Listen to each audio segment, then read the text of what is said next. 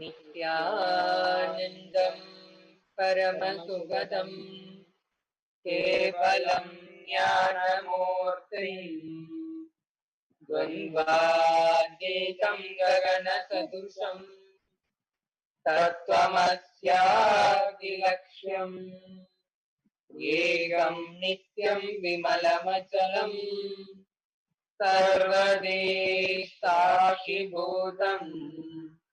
भावातीतं त्रिगुणरहितं सद्गुरुं तं नमामि.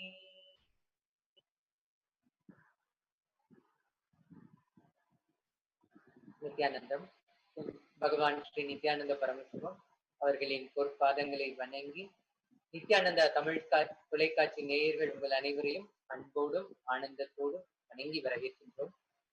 நித்யானந்தம் இன்று நம்மோடு நேயர்களிடம் பகிர்ந்து கொள்வதற்காக ஸ்ரீ நித்ய குமாரானந்தா எழுந்திருக்கின்றார். நித்யானந்தம் அதே போல வீடியோ கான்பரன்ஸ் மூலமாக விஜயலட்சுமி அம்மா சென்னையிலிருந்து நம்மோடு இணைந்திருக்கிறார்கள். மற்றும் நித்யானந்தா வித்யாலயா குருகுலத்தில் பகவான் ஸ்ரீ நித்யானந்த பரமசிவம் அவருடைய தீட்சை பெற்ற குழந்தைகள், அதாவது ஞான குழந்தைகள்னு சொல்லுவேன், அவர்களும் இப்போ நம்ம கூட இணைந்திருக்காங்க. நித்யானந்தம் நித்யானந்தம் நல்லது. இன்று நம்முடைய கைலாயத்தில் ஒரு மிகப்பெரிய கொண்டாட்டம் நடந்துட்டு இருக்குன்னு சொல்லலாம். ஒரு நாள் தியான வகுப்பு, அந்த திருவிழா உலகம் முழுவதும் நம்முடைய பக்தர்கள் பகவான் அவர் கூட வாழுகின்ற ஒரு அற்புதமான ஒரு நாள் வகுப்புல கலந்துட்டு இருக்காங்க.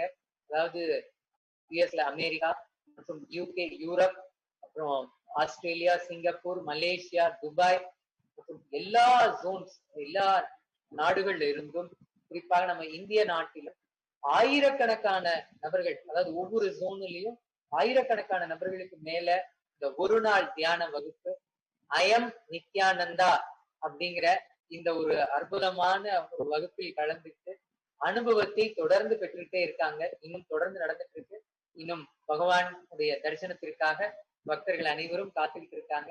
இந்த ஒரு நாள் அப்படிங்கிறது ஆக்சுவலா நம்ம சீடர்கள், பக்தர்கள், இவங்க எல்லாருக்குமே பகவான் கூட, அதாவது சாரூபிய முக்தியை அனுபவிக்கிறதுக்கான ஒரு ப்ரோக்ராமா இந்த நிகழ்ச்சி இருந்தது. அதாவது அவரே நேரடியாக அருணகிரி யோகீஸ்வரர் கிட்ட அவர் 9 மாதம் நேரடியா பார்த்து அவர்கிட்ட அருகாமையிலேயே இருந்து, அதாவது இந்த ஒன்னஸ் அப்படிங்கிற ஒருமைத்தன்மையில் வாழுகின்ற அந்த அனுபவத்தை பகவான் அதை வாங்கினாங்க, அதை அனுபவமாக பெற்றார்கள். அந்த அனுபவம் அவர்களுக்குள்ளார இப்ப பார்த்தீங்கன்னா லட்சக்கணக்கான பேருக்கு அந்த அனுபவத்தை நம்மளுக்கு பகிர்ந்து இப்ப கொடுத்துட்டே இருக்காங்க. இதுல நாம செய்ய வேண்டியதெல்லாம் ரொம்ப சிம்பிள், ரொம்ப எளிமையான விஷயம்தான். அதாவது நாம் நித்யானந்தா அப்படின்னு சொல்லி அந்த உணர்வில் இருந்து பகவான் அவர் எப்படி வாழ்றார், தினசரி அவருடைய லைஃப் எப்படி இருக்கு, அவர் எந்த மாதிரி எல்லாம் ட்ரெஸ் பண்றாரு, எந்த மாதிரி எல்லாம் ஸ்வரூபமாக அவர் நம்முடைய உலகத்துக்கு கிடைச்சிருக்காரு அப்படிங்கிறத பார்த்து நாம அதன்படியே வாழ்வதுதான் நம்மளுக்கு இப்ப இந்த ஒரு நாள் தியான வகுப்பான அயம் நித்யானந்தாங்கிற இந்த ப்ரோக்ராம் கிடைச்சிருக்கு. சோ இதுல அன்பர்கள், பக்தர்கள் பலரும் அவங்களுடைய அனுபவத்தை பகிர்ந்துக்கிறதுக்காகவும் இன்னைக்கு இருக்காங்க. இப்போ முதல்ல நம்முடைய குருகுலம், அதாவது விஜயலட்சுமி அம்மா, உங்களுடைய அனுபவம் மற்றும் இன்னைக்கு குழந்தைகள் பல பேரும் இந்த வகுப்புல கலந்துருப்பாங்க, அவங்களுடைய அனுபவத்தையும் பகிரலாம். அப்புறம் சுவாமிஜி கிட்ட நேரடியா தீட்சை வாங்கின குழந்தை ஜனனி அம்மாவும் அவங்களுடைய அனுபவத்தை பகிர்ந்துருக்காங்க. நித்யானந்தம்மா,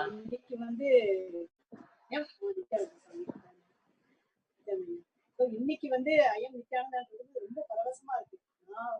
சாமி அவருடைய லெவலுக்கு நம்மளை கொண்டு போகும்போது யாராலையுமே கொடுக்க முடியாது. சாமியால மட்டும்தான், குருநாதர் மட்டும்தான் கொடுக்க முடியும்னு தெரிவிச்சுக்கிறேன். நடந்துட்டு இருக்கு, நிறைய மக்கள் கலந்துட்டு இருக்காங்க. ஆன்லைன் குரூப்ல எல்லா ஸ்டூடெண்ட்ஸுமே கலந்துட்டு இருக்காங்க. அதுல ஜனனி அவங்களும் கலந்துக்கிட்டு இன்னைக்கு அவங்க பகிர போறாங்க. நித்யானந்தம் ஜனனிமா. நித்யானந்தம்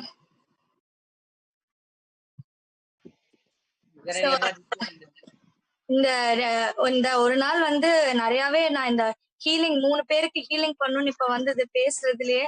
அப்ப ஒரு பொண்ணுக்கு பண்ண உண்மையாவே அவங்களுக்கு ஹீலிங் ஆச்சு. அவங்க வந்து பேச பேச அவங்களுக்கு ஹீல் ஆயிட்டே வந்தது. அவங்க என்கிட்ட அந்த எக்ஸ்பீரியன்ஸ வேற ஷேர் பண்ணாங்க. அதே மாதிரி அதுவே ரொம்பவே எனக்குள்ள வந்து நான் நான் உள்ள சுவாமி என்கிட்ட இருக்காருங்கிறது என்னால வந்து உணர முடிஞ்சது. அதுவும் ஃபர்ஸ்ட் சாமி வந்து எனக்கு உள்ள வந்து ரியலைஸ் பண்ணப்ப ரொம்பவே அது ஒரு அழகான ஒரு எக்ஸ்பீரியன்ஸ், ரொம்ப அழகான ஒரு அனுபவம். எப்பனா எனக்கு வந்து ஃபர்ஸ்ட் எனக்கு பயம்னா ரொம்ப அதிகம். இந்த டெத் மரண பயம்னா ரொம்ப அதிகம். அது நைட் எல்லாம் நினைச்சு நினைச்சு அழுவேன். இப்படி இறந்துட்டோம்னா, நம்மள சார்ந்து உள்ளவங்க எல்லாம் இறந்துட்டாங்கன்னா இப்படி, அந்த மாதிரிலாம் நினைப்பேன். இதனால நைட்டு தூக்கமே வராது. 3 மணி நேரம் அட்லீஸ்ட் வந்து தூக்கம் இல்லாமலாம் இருந்திருக்கேன்.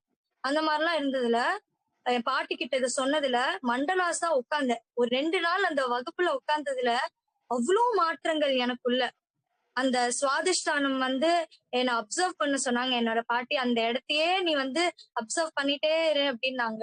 மண்டலாஸ்ல உட்கார்ந்த உடனே அந்த பயம் 50 என்ன 60% அப்படியே போயிடுச்சு என்கிட்ட இருந்து. அதே மாதிரி கடைசியா அந்த கும்பாபிஷேகம் அன்னைக்கு நான் ஃபர்ஸ்ட் டைம் விடுதி போனேன். அதுல அவ்வளவு மாற்றங்கள். அங்க காலு உள்ள வச்ச உடனே அவ்வளவு ஒரு எனர்ஜி ஃபீல் பண்ணாங்க. அங்க அதுவும் சுவாமியோட எனர்ஜி, சுவாமி இங்கதானே இருந்திருப்பாரு, அங்க இருந்திருப்பார்ல, அந்த ஒரு உணர்வு என்னைய வந்து எப்படி அழுக வந்துருச்சு அந்த இடத்துல. எனக்கு வேலை எல்லாம் பெருசாலாம் செய்ய மாட்டேன். இந்த டிஷ் வாஷிங் இதெல்லாம் பண்ண மாட்டேன். அங்க வாலண்டியரா எங்களை போட்டாங்க. அங்க வந்து டிஷ் வாஷிங் இதெல்லாம் பண்ண சொன்னப்ப ஹாப்பியா பண்ணேன். அந்த இடத்துல எல்லாம் அவ்வளவு எனர்ஜெட்டிக்கா இருந்தது, ஜாலியா இருந்தது பண்ணும் போதெல்லாம் அங்க. அதே மாதிரி அங்க நிறைய சிலை இருக்கிற இடத்துல வந்து எங்களை அலங்காரம் பண்ண கூப்பிட்டு. அந்த இடத்துல வந்து இப்படி சுவாமி இங்க உட்கார்ந்துருப்பாரு, இங்க உட்கார்ந்து இந்த சிலைக்கு விட வந்து அலங்காரம் பண்ணிருப்பாரு. அவ்வளவு அழகான அந்த சிந்தனையிலேயே நான் இருந்தேன். இப்ப அதுக்கிட்ட அந்த சிலைகளுக்கெல்லாம் ட்ரெஸ் அப் பண்ணும்போது, அலங்காரம் பண்ணும்போது அவ்வளவு ஆசை, அவ்வளவு ஒரு ஆழ்ந்த ஒரு அன்போட பண்ணேன் நானு. அப்புறம் கடைசியா 2 நாள் தான் இருந்தேன் கும்பாபிஷேகத்துக்கு. அந்த கடைசியா கிளம்பலாம் அப்படின்னு என் பாட்டி சொன்னாங்க. அப்ப நான் சொன்னேன், நான் ஒரே ஒரு நிமிஷம் நான் ராஜ்யசபா போயிட்டு வரேன்னு. உள்ள போன சாமி உட்கார்ற அந்த சேரை பார்த்தேன், அந்த ரொட்டேட்டிங் சேர். அது நான் வந்து பார்த்தப்ப இங்கதானே சுவாமி உட்கார்ந்துருப்பாரு, இந்த இடத்துல இருந்து எத்தனை பேரை பார்த்திருப்பாரு, அங்க உட்கார்ந்தா தர்ஷன் கொடுத்திருப்பாரு. அதெல்லாம் அது ரொம்ப ஆசையா இருந்தது அதெல்லாம் பார்க்கும்போது. சோ அந்த சேரை தொட்டு சாமி அப்படின்னு அவ்வளவுதான் சொன்னேன், உடனே அழுவ வந்துருச்சு. அது என்னால எதுவுமே சொல்ல முடியல. அந்த இடத்துல திக்குன்னு திக்கிட்டேன். அந்த இடத்துல அழுவ தாரையா கொட்டுது.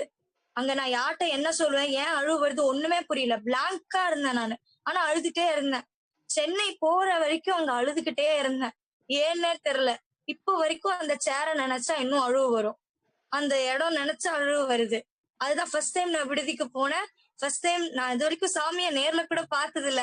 ஆனா அவ்வளோ ஒரு கனெக்டட் ஃபீலிங் கிடைச்சிருக்கு. என்ன சொல்றதுன்னே தெரியல. அதெல்லாம் அவ்வளவு அழகான ஒரு அனுபவம். அதெல்லாம் இப்ப வரைக்கும் ஏதாவது ஒரு தர்ஷன் பார்த்தேன்னா இப்படிதான் தர்ஷன் கொடுத்திருப்பாரு சாமி அப்படின்னு. அதே மாதிரி டிசைபிள்ஸ்க்கெல்லாம் இப்படிதான் வந்து தீட்சை கொடுத்திருப்பாரு, இப்படிதான் அவங்கள்ட்ட சிரிச்சிருப்பாங்க அப்படிலாம் தோணும். அதுவும் நிறைய பேர் என்கிட்ட அனுபவத்தை ஷேர் பண்ணும்போது, ஓ இப்படிலாம் இருந்திருக்கா, ஓ கனவெல்லாம் வருமா, அப்பதான் எனக்கு ஃபர்ஸ்ட் டைம் கனவுல வந்தாரு. பவர் மேனிஃபெஸ்டேஷன் நடக்கவே இல்லை சாமி, என்னது இது எனக்கு மட்டும் வரமாட்டேங்குது அப்படின்னு கேட்டேன். நைட்டு வந்து அவரு அவ்வளவு அழகா என்கிட்ட பேசினாரு. நீ சும்மா இரு, நான் உனக்கு பவர் மேனிஃபெஸ்டேஷன் பண்ணி தரேன் அப்படின்னு. இது வரைக்கும் 2 வாட்டி அது மாதிரி கனவுல வந்து சொல்லியிருக்காரு. அவ்வளவு அழகான எக்ஸ்பீரியன்ஸ் எனக்கு. அது வார்த்தையால சொல்றதை விட அப்படியே ஆனந்தம் பொங்கிட்டே இருந்தது. விடுதியில ஃபர்ஸ்ட் டைம் காலை வைக்கும் போதே அந்த உள் மனசுல இருந்து அப்படியே குதிச்சுக்கிட்டே இருந்தது. ஏன்னா அந்த ஆனந்தம் பொங்கிக்கிட்டே இருந்தது அந்த ஆனந்தம். அந்த மாதிரி ஒரு ஆனந்தம் நான் அந்த 14 இயர்ஸ்ல நான் வந்து ஃபேஸ் பண்ணதே இல்லை. அந்த பக்தி அப்படிங்கறது ஒரு குருவால காட்டி அந்த அந்த ஆனந்தத்தை எனக்குள்ள அவர் கொடுத்திருக்காரு. இதுக்கு சுவாமிக்கு ரொம்ப பெரிய நன்றி, ரொம்ப பெரிய பெரிய நன்றி. அதுவும் ஃபியர்ங்கிறது ரொம்ப வந்து ஒரு அது வந்து ரொம்ப டிப்ரெஷன் கொண்டு போகும். நான் அந்த ஸ்டேட்ல இருந்தேன். நான் உணர்ந்தேன். அழுதுகிட்டே இருப்பேன். அப்பெல்லாம் யார்கிட்ட எப்படி சொல்றதுன்னே தெரியாது. யார்கிட்ட என்ன போய் சொன்னா எப்படி கேட்பா, அதுக்கெல்லாம் தீர்வே இல்லை அப்படிங்கிற அளவுக்கு இருந்தது. அந்த மண்டலாஸ் ப்ராசஸ் அடுத்து விடுதிதான். டைரக்டா போன இப்ப சுவாதிஷ்டானம் அப்படியே ஓப்பனா இருக்கு. அந்த பிளாக் ஆனது அதெல்லாம் இல்ல. ஃபியர்னா என்னன்னே தெரியல இப்பெல்லாம். அந்த அளவுக்கு ஆக்கிட்டாங்க இப்பெல்லாம். டெத்து வந்தா பாத்துக்கலாம் அப்படி இருக்கு. அதுவும் அந்த நச்சுக்கத்தனோட அந்த கதைய அப்பதான் எனக்கு தெரிஞ்சது. கரெக்டா விடுதியில அதோட டிராமா எல்லாம் நடத்தினாங்க. அந்த டிராமா எல்லாம் பார்க்கும்போதே எல்லாமே நமக்கே நடக்கிற மாதிரி இருக்கே அப்படின்னு தோணுது. அப்ப எல்லாமே சாமிக்கு தெரியுது. நான் இது வரைக்கும் சாமியை நேர்ல கூட பார்த்தது இல்ல. ஆனா சாமிக்கு என்ன யாருன்னு தெரியும், நான் என்னென்ன பட்டிருக்கேன்னு தெரியும். எனக்கு அதுக்கான சொல்யூஷனும் கொடுத்து இந்த அளவுக்கு என்ன ஹாப்பியா வச்சிருக்காரு சாமி. So much. ரொம்பவே நன்றி சொல்லிக்கணும் சாமிக்கு. நன்றிமா. அதாவது உங்களுக்குள்ளார அந்த இதயத்திலிருந்து உள்ளுக்குள்ளார சுவாமி இருக்கிறாருங்கிறதும், அந்த பக்தியினுடைய அந்த இதயபூர்வமான உருகி, அதாவது குருவை நீங்க வணங்குறதும் ரொம்ப ஆழமா தெரிய வருதுமா. அதாவது நீங்க இது வரைக்கும் சுவாமிஜி நேர்ல ஒரு தடவை கூட பார்த்ததே இல்லை அப்படின்னு சொல்றீங்க. அப்படி இருக்கும் போதே அவர்கிட்ட இருந்து உங்களுக்குள்ளார கிடைச்ச அந்த பக்தி ரீதியான ஒரு ஆழமான ஈர்ப்பும், அந்த அதாவது குருவுக்கும் அந்த சிஷ்யருக்கும் இடையில இருக்கிற அந்த உறவு, அந்த உறவு மலர்றதுதான் நம்முடைய வாழ்க்கையில நம்ம கிடைக்கிற மிகப்பெரிய வெற்றிமா. அது உங்களுடைய வாழ்க்கையில கிடைச்சிருக்கு. அதுக்கு நீங்க நிச்சயமா குருவுக்கு நம்ம நன்றி சொல்லியே தீரணும். அந்த நன்றி உணர்வோட நீங்க இருக்கிறது ரொம்ப ஆனந்தம். அதே போல உங்களுக்குள்ள அந்த பொங்கறது அது ஆனந்த கண்ணீர். அந்த ஆனந்த கண்ணீர் அப்படிங்கிறது அதாவது ஒரு அம்மாவை ரொம்ப காலம் ரொம்ப வருஷம் பார்க்காம ஒரு குழந்தை தவிர்த்துச்சுன்னா, திடீர்னு அவங்கள பாக்குறதுக்கு ஒரு வாய்ப்பு கிடைச்சு வெளியூர் போய் அவங்க அம்மாவை பார்த்துச்சுன்னா, அப்ப தன்னை அறியாமலே அந்த அன்பின் விகுதி காரணமா உள்ளுக்குள்ளார அந்த கண்ணீர் வெளிப்படும். அந்த ஆனந்த கண்ணீர் அப்படிங்கிறது குருவை பார்க்கும்போது, அதாவது அவர் வாழ்ந்துட்டு இருக்க அந்த இடத்தை பார்க்கும்போது உள்ளார வர்றது. இது ஒரு இனிமையான அனுபவம் தான். எப்படி நீங்க பார்த்த அந்த ஆசனம், அந்த ரொட்டேட்டிங் சேர், அது பக்கத்திலேயே இருந்து நான் வாழ்ந்திருக்கேன். அந்த சேருக்கு ரைட் சைடு லெஃப்ட் சைடு அதை சுத்தியுமே நான் எவ்வளவு மணி நேரம் ஸ்பெண்ட் பண்ணியிருக்கேன். அப்பெல்லாம் சாமி ஒருத்தருக்கையும் அங்கிருந்துதான் எல்லாருக்கும் தீட்சை கொடுத்துட்டாங்க. எத்தனை பேருக்கு அதாவது அவங்க வாழ்க்கையில அதாவது பார்த்த மாத்திரத்தில் அதே மாதிரி ஸ்பரிச தீட்சை ஒவ்வொருத்தர் மூலமா அந்த குண்டலினி சக்தி விழிப்படைஞ்சு அவங்களுக்குள்ளார இந்த நித்யானந்தம் அப்படிங்கிற அந்த அனுபவத்தை சாமி ஊட்டியிருக்காங்க. அதே மாதிரி குழந்தையாக சன்னியாசிகள் எங்களை வளர்த்ததும், அதே போல குழந்தைகள் குருகுலத்துல பால சன்னியாசிகளை வளர்த்ததும் அந்த ஆசனத்துல உட்கார்ந்துதான் சுவாமி எல்லாருக்கும் கிளாஸ் எடுப்பாங்க, எல்லாருக்கும் தர்ஷன் கொடுப்பாங்க, தீட்சை கொடுப்பாங்க. ஸோ இது அந்த ராஜசபால நீங்க பார்த்த இடம் அவருடைய சக்தியுடன் எப்பொழுதும் நிரம்பி இருக்கின்ற அந்த இடம். அந்த விடுதி அப்படிங்கிறது போனாலே அது ஆதி கைலாயம். ஆதியில் கைலாயத்துக்கு பரமசிவனே நேரடியாக அந்த இடத்தில் பூமியில வாழ்ந்திருக்கார். இப்ப மறுபடியும் பரமசிவனுடைய அவதாரமே அது நம்ம குருவினுடைய வடிவாக பகவான் ஸ்ரீ நித்யானந்த பரமசிவன் மீண்டும் அந்த இடத்திற்கு அந்த ஆதி கைலாயத்தை மீண்டும் புனரமைத்திருக்கிறார். அதுதான் இப்ப விடுதியில சேத்திரம் நீங்க பார்த்தீங்கன்னாலே ஒரு 1000 வருஷம் பழமையான ஒரு கல்ப விருட்சம் இருக்கும். அந்த கல்ப விருட்சம் அப்படிங்கிறது நீங்க நுழைந்தாலே நீங்க ரொம்ப தெளிவா பார்க்க முடியும். அது கைலாசக்குள்ளார நுழையிற ஒரு ஃபீலிங், அந்த அந்த ரியல் அந்த அனுபவம் தான் உங்களால உணர முடியும். இந்த கைலாயத்திற்கு ஆதி கைலாயத்திற்கு எப்பெல்லாம் வாய்ப்பு கிடைக்கிறதோ அப்பெல்லாம் நேயர்கள் நீங்க தவறாம அந்த சக்தியை அந்த சூழலை நீங்கள் அனுபவிக்கணும். இதற்காக நாங்க எப்பொழுதும் வரவேற்கிறோம். அதே போல அங்க ஒரு பகவானுடைய ரொம்ப இதயத்திற்கு நெருக்கமான ஒரு பேஷனான ப்ராஜெக்ட் என்னன்னா மிகப்பெரிய சிவாலயம். அதாவது உலகத்திலேயே முதல் முறையாக தங்கத்திலேயே உருவான முதல் மிகப்பெரிய உலக அளவில் பெரிய சிவாலயம் அந்த சுவாமிஜி உருவாக்கிட்டு இருக்காங்க. அதாவது நித்யானந்தேஸ்வர பரமசிவ தேவாலயம் அப்படிங்கிற அந்த தேவாலயம் இப்ப பாலாலயமாக இருக்கின்றது. ரீசெண்டா கூட கும்பாபிஷேகம் நடந்தது, எல்லாருமே பார்த்துருக்கீங்க. ஸோ இந்த இடத்தில் பகவானை ரசிச்சு அதாவது அவர் பரமசிவனுக்கு நேரடியாக அவர் அதாவது என்னென்ன எல்லாம் செய்து வைக்கணும் அப்படிங்கறத முழுக்க முழுக்க அவருடைய லைஃப்ல நாங்க 17 வருஷம் கூடவே இருந்து பார்த்துருக்கேன். அவ்வளோ அவருக்குள்ளார ஒரு புது உற்சாகம். அந்த கோவில் கட்டும் பணி அப்படிங்கிறது அவருக்கு இதயத்திற்கு ரொம்ப நெருக்கமான ஒரு பேஷனான ஒரு ப்ராஜெக்ட். அதுல எல்லா நேரமும் ஆதீனத்துல இருக்காரு அப்படின்னா மேக்சிமம் டைம் அவங்க கோவில்ல தான் இருப்பாங்க. அதுவும் விக்கிரகங்கள் கூட அலங்காரம் பண்றது, அங்க விக்கிரகங்களுக்கு தேவையான எல்லா சேவைகள், அதாவது பூஜைகள் பண்றத ருட்டீனை தொடர்ந்து கவனிக்கிறது, சன்னியாசிகளான எங்களுக்கு பயிற்சி தரது, இதுலதான் சாமி முழுக்க முழுக்க செயல்படுத்துவாங்க. ஸோ அந்த இனிமையான அனுபவம் எனக்கு உங்களுக்குள்ளார வந்துட்டு நல்லது. கண்டிப்பா சாமி. இந்த ஆன்லைன் குரூப் குழந்தை வந்து ஒரு விஷயம் பகிர்ந்து கொண்டார்கள். அதாவது ஒரு குரு நேரடியாக ஒரு குழந்தை வளர்க்கும் பொழுது அவர்களுமே அன்பு வருவது, பக்தி வருவது எளிது. நேரடியாக ஒரு குரு அவர் கண்காணிப்பில் வளர்க்கிறார். ஆனால் இதுவரை பாபா நித்யானந்த பரமஹம்சம் அவர்களை அந்த அளவுக்கு பார்த்ததும் இல்லை, குருகுலத்தில் வளர்ந்ததும் இல்லை. இருந்தாலும் அந்த பக்தி வளர்கிறது என்றால் பாபா நித்யானந்த பரமஹம்சம் அவர்களை பார்க்காமலேயே ஒரு பெரிய ஒரு பக்தி தலைமுறை, அடுத்த தலைமுறை வளர்ந்து கொண்டிருக்கிறது. இவங்களை பார்க்கும்போது அதுதான் தோன்றுகின்றது. இது வந்து ஆக்சுவலா நம்ம ஒருத்தருக்குமே இப்போ நமக்கு இங்க பூமிக்கு வரும்போது, கைலாயத்திலிருந்து சாமி புறத்து வரும் பொழுதே பல ஆயிரக்கணக்கான லட்சக்கணக்கான பேரை கைலாயத்திலிருந்து நான் வரும்போதே கூட்டிட்டு வந்திருக்கேன் அப்படின்னு சொல்லுவாரு. அதாவது அப்போ அவங்க எல்லாரும் இப்போ வேற வேற நாடுகள்ல வேற வேற ஜோன்ல வேற வேற மொழி பேசுறவங்களா இப்ப எந்த இடத்துல இருந்தாலும் அவங்களுக்கு ஒரு முறை பகவான, அதாவது ஈவன் யூடியூப் வீடியோஸ்ல பார்த்தாங்கன்னா கூட நேரடியா கனெக்ட் ஆயிடுவாங்க. கனெக்ட் ஆயிட்டு ஆஹா அவங்க இந்த தடவை வாழ்க்கையில வந்ததனுடைய நோக்கம் என்ன அப்படிங்கிறது உடனே புரிஞ்சுக்கலாம்.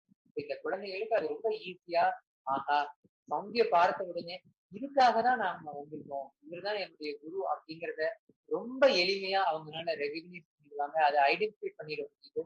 அந்த அளவுக்கு தான் அது அதாவது டிசைடட். அவங்க வர்றதுக்கு முன்னாடியே பிராரத்தம் அப்படிங்கிறது பகவான் கூட வாழணும் அப்படிங்கிறதுக்காகவே இது போல குழந்தைகள் பிறந்து வரதுதான் இப்போ எங்களால பார்க்க முடியுது. இல்லைன்னா இன்னும் அதாவது பார்க்கவே பார்க்காத ஒரு நபர்கள் கிட்ட தனக்குள்ளார அந்த பக்தியும் அந்த ஈர்ப்பும் பொங்கி அது வந்து ஒரு அப்பா கிட்ட அம்மா கிட்ட அதை தாண்டி ஒரு நண்பர்கள் கிட்ட வரக்கூடிய ஒரு இனிமையான உறவு எப்படி ஒரு நபரை பார்த்துக்கணும், அது குரு கிட்ட மட்டும்தான் அது வர முடியும். அந்த குரு வந்து நம்ம குழந்தைகளான குருகுலத்தில் சுவாமி வந்து ஒவ்வொருத்தரையும் அவருடைய வாரிசாதான் வளர்க்குறாங்க. சுவாமி வந்து ரொம்ப இனிமையா சொல்லுவாங்க, அதாவது என்னுடைய குழந்தைகளே என்னுடைய வாரிசுகளே அப்படின்வாங்க. என்னுடைய வாரிசுகள் அப்படின்னா சுவாமியினுடைய அந்த தீட்சை வாங்குற குழந்தைகள் அவரிடமிருந்துதான் பிறக்கிறார்கள். இப்ப அவரிடமிருந்து பிறப்பதனால அவருடைய சக்தி உடல் தான் அங்க நீடித்து நடக்குது. அதனாலதான் ஒவ்வொரு குழந்தைகளுக்கும் ஜஸ்ட் பார்த்த மாத்திரத்துல அந்த 463 சக்திகளையும் குழந்தைகள் வந்து அப்படியே ஈஸியா அவங்க அந்த சக்தி வெளிப்பாடு செய்யறாங்க.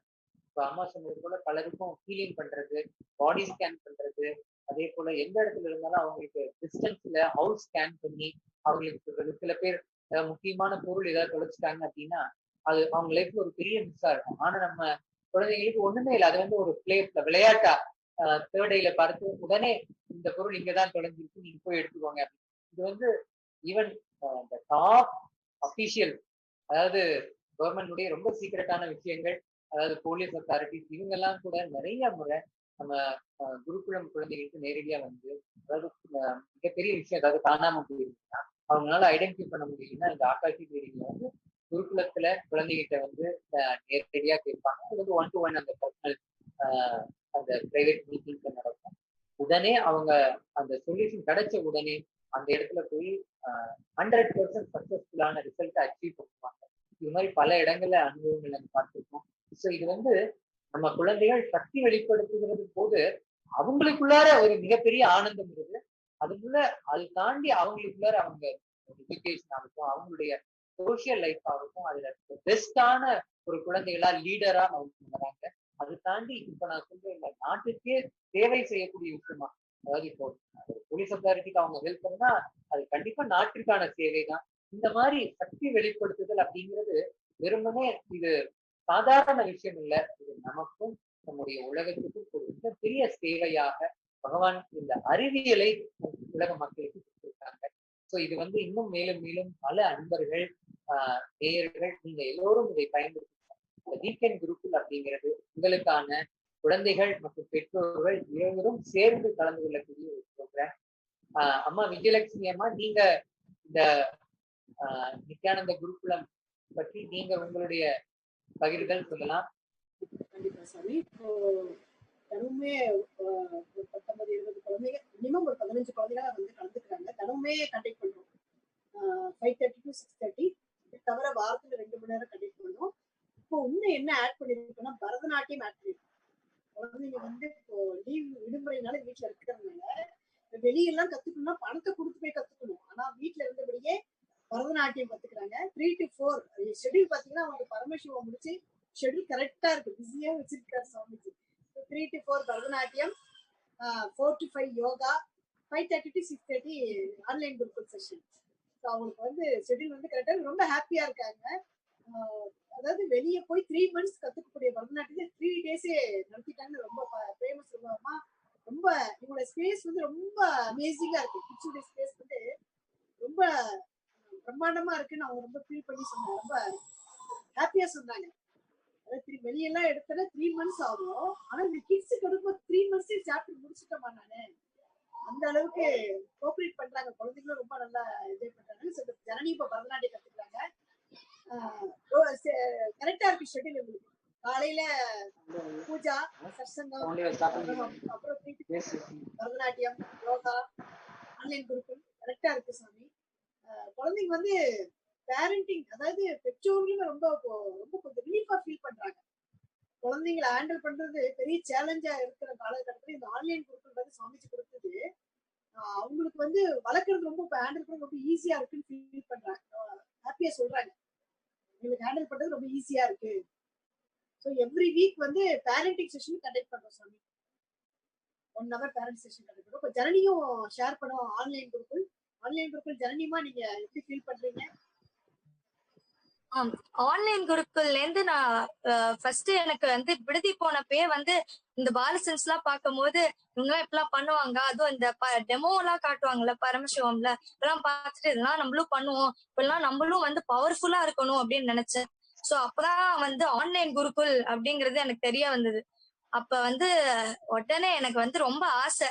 ஆன்லைன் குருகுல்லாம் வந்து எவ்வளவோ பவர்ஃபுல் காக்னிஷன் நம்மளால வந்து கத்துக்க முடியும். அண்ட் பவர் மேனிஃபெஸ்டேஷன்லாம் டிஃப்ரெண்டா இருக்கும். இதெல்லாம் நம்மளால பண்ண முடியும் அப்படிங்கிற ஒரு அவ்வளோ எந்தூசியாசம்ல வந்து நான் சேர்ந்தேன். இது விஜயமா ஃபர்ஸ்ட் இன்ட்ரடக்ஷன் எல்லாம் கொடுக்கும் போது ரொம்ப அழகா கொடுத்தாங்க. அவங்க சொல்லித்தர விதம், அவங்க பேசுற விதம், அவங்க பவர்ஃபுல் காக்னிஷன்ஸ் அந்த டைம்ல எல்லாம் அவங்க சொல்ற விதம், டிஃப்ரெண்ட் கதை எல்லாமே வந்து ரொம்பவே இன்ட்ரெஸ்டிங்கா இருக்கும். டிஃப்ரெண்ட் சக்தி வெளிப்பாடுகள் கூட எங்களுக்கு வந்து ரொம்ப இன்ட்ரெஸ்டிங்கா போச்சு. ஃபர்ஸ்ட் நாள் வந்து கலர் கண்டுபிடிக்கிறது. எனக்கா ஃபர்ஸ்டே கலர் கண்டுபிடிக்கிறதா, அது எப்படி கண்டுபிடிப்போம் அப்படின்னு நினைச்சேன். 11 டைம்ஸ் ஸ்டாண்ட் பண்ண டைரக்டா ஆரம்பிச்சிட்டாங்க. எதுவுமே இல்ல, 11 டைம்ஸ் ஸ்டாண்ட் பண்ண வரும் அப்படின்னாங்க. பண்ண கொஞ்சம் வர ஆரம்பிச்சிருச்சு. இப்ப வந்து கொஞ்சம் டெவலப் ஆயிருக்கு. எனக்கு உண்மையாவே சொல்லணும்னா இந்த மாதிரி பவர்ஃபுல் காக்னிஷன்ஸ் இதெல்லாம் நான் கத்துக்கும் போதே இப்ப நான் வந்து ஏதாவது பண்றேன்னா இதுக்கெல்லாம் நம்ம தான் பொறுப்பு எடுத்துட்டு இருக்கோம், இதுக்கெல்லாம் நம்ம தான் பொறுப்பு அப்படிங்கிற ஒரு காக்னிஷன். அடுத்த நாள் வந்து இப்ப ஆத்தென்டிசிட்டி பத்தி இது பண்ணி இந்த வாழ்க்கை முறையிலேயே அதை நான் வந்து கொண்டு வரேன். இப்ப நான் வேற ஏதாவது வேலை பண்றேன்னா நான் பரமசிவனா இருந்து அந்த வேலையை பண்ணணும் அப்படிங்கறத என்னால புரிஞ்சுக்க முடியுது. இப்ப டெய்லியும் ஆன்லைன் குருகுலங்கிறத வச்சு நிறைய கத்துக்கிட்டு இருக்கோம். அதுவும் பேரண்டிங் செஷன்ங்கிறது வந்து ஒரு பேரண்ட்டுக்கு வந்து எப்படி இது பண்ணும் அப்படின்னு சொல்லிட்டு அது எப்படி ஒரு பேரண்ட்டுக்கும் வழி நடத்த தெரியுது. அப்ப அவங்களும் சொல்லி தரும் போது நாங்களும் கரெக்டா வழி நடத்தப்படுறோம். சோ அந்த விஜயமா சொல்லியிருக்காங்க எங்கள்கிட்ட, நெகட்டிவா இருக்கெல்லாம் பேசக்கூடாது. ஃபார் எக்ஸாம்பிள் இல்ல அப்படிங்கிற வேர்ட் யூஸ் பண்ணக்கூடாது, ரைஸ் 0 அப்படின்றத யூஸ் பண்ணும். இது வீட்லயே வந்து இந்த மாதிரி யூஸ் பண்ணிட்டு வரணும் அப்படின்னு விஜயமா சொல்ல அந்த மாதிரி கேம் எல்லாம் வைப்பாங்க. சொல்ல அதெல்லாம் இன்ட்ரெஸ்டிங்கா போதும். அந்த மாதிரி எல்லாம் கேம் வைக்கும் போது இத மாதிரிதான் நம்ம பேசணும், இப்படி இருக்கணும் அப்படிங்கறதெல்லாம் தெரியுது. ஆன்லைன் குருகுல்ல இருந்து நாலேஜும் கத்துக்கிறோம் நிறைய. இப்ப கதைனா கண்ணப்பர் கதை, இப்ப தியாகானா என்ன அப்படிங்கறத நாங்க அப்ப கத்துக்கிட்டோம். அதே மாதிரி சுவாமி ஒரு சில சின்ன கிளிப்ஸ் அதெல்லாம் வச்சு கத்துக்கிறோம். கம்ப்ளீஷனுங்கிறது ரொம்ப முக்கியமானது. ஸோ டெய்லியும் கம்ப்ளீஷனுங்கிறது எங்களோட அது வந்து டெய்லியும் பண்ணிட்டு இருக்கோம் நாங்க கம்ப்ளீஷன். ஸோ இப்ப ஏதாவது கம்ப்ளீஷன்னா விஜயமாவே கேட்பாங்க, ஏதாவது கம்ப்ளீஷன் பண்ணுமா எங்கள்கிட்ட சொல்லுங்க, நாங்க செய்யறோம். அப்ப வந்து உடனே எங்களுக்கு கம்ப்ளீஷன் ஆயிடும். அந்த க்ஷணத்திலேயே நாங்க பரமசிவனா இருந்து அதை நாங்க கம்ப்ளீட் பண்ணிப்போம். ரொம்பவே யூஸ்ஃபுல்லா இருக்கு ஆன்லைன் குருகுல். அதுவும் ரொம்ப இன்ட்ரெஸ்டிங்கா வேற போகுமா. நான் வந்து 2 நாள்லயே டான்ஸ் கிளாஸ்ன்னு வேற சொன்னாங்க. டான்ஸ் கிளாஸ் வந்து டான்ஸ்னா பெருசா இன்ட்ரெஸ்ட் இல்ல, சரி சொல்றாங்க போய் பார்ப்போம்னு பார்த்தா 3 நாள்ல எல்லாமே நான் கத்துக்கிட்டேன். எல்லாமேனா 3 மாசம் கத்துக்க வேண்டியதை 3 நாள்ல கத்துக்கிட்டேன். ரொம்ப ஈஸி ஆயிடுச்சு. அதுவும் இன்ட்ரெஸ்ட் அதிகமாச்சு. அதுல இன்னும் பவர்ஃபுல் காக்னிஷன் ஒண்ணு ஸ்ட்ரைக் ஆச்சு, ஆத்தென்டிசிட்டின்னு. சோ நான் இவ்வளவு பண்ணிட்டேன், இன்னும் இதுக்கும் மேல நம்ம பிராக்டிஸ் பண்ணி போயிட்டே இருக்கணும். மாஸ்டர் சொல்லுவாங்க இன்னும் நம்ம பண்ணணும், பவர்ஃபுல் காக்னிஷன்ஸ் அதுலயும் இது பண்ணலாம். கருணாஸ் கருணாஸ் பத்தி எல்லாம் சொல்லும் போது இதெல்லாம் நிறைய அட்வான்ஸ்டு அது மாதிரி இருக்கிறவங்க தான் பண்ணுவாங்க. ஆனா இப்ப நாங்களே பண்றோம்னு நினைச்சு பார்க்கும் போதே ரொம்ப சந்தோஷமா இருக்கு. அதுவும் டவுன்லோடிங் எல்லாம் ஈஸியா அது நீங்களும் டவுன்லோட் பண்ணிடலாம் அப்படின்னு ஈஸியா சொல்லுவாங்க. அதெல்லாம் கேட்கும் போதே ரொம்ப ஹாப்பியா இருக்கும். ஓ நம்மளாலயும் டவுன்லோட் பண்ண முடியும், நம்மளாலயும் டான்ஸ் ஆட முடியும். இப்பெல்லாம் ரொட்டீன் ஆயிட்டு வருது எல்லாமே. இப்ப dance class, yoga class, Gurukul class அப்படின்னு சொல்லி எல்லாம் எங்கேஜ்டா இருக்கும். அது சாமி விஷயத்துல எங்கேஜ்டா இருக்கும் போது ரொம்ப எனர்ஜெட்டிக்காவும் ஆக்டிவாவும் நாங்க இருக்கோம். அதுக்கு எல்லாமே சுவாமிக்கு தான் நன்றி சொல்லணும்.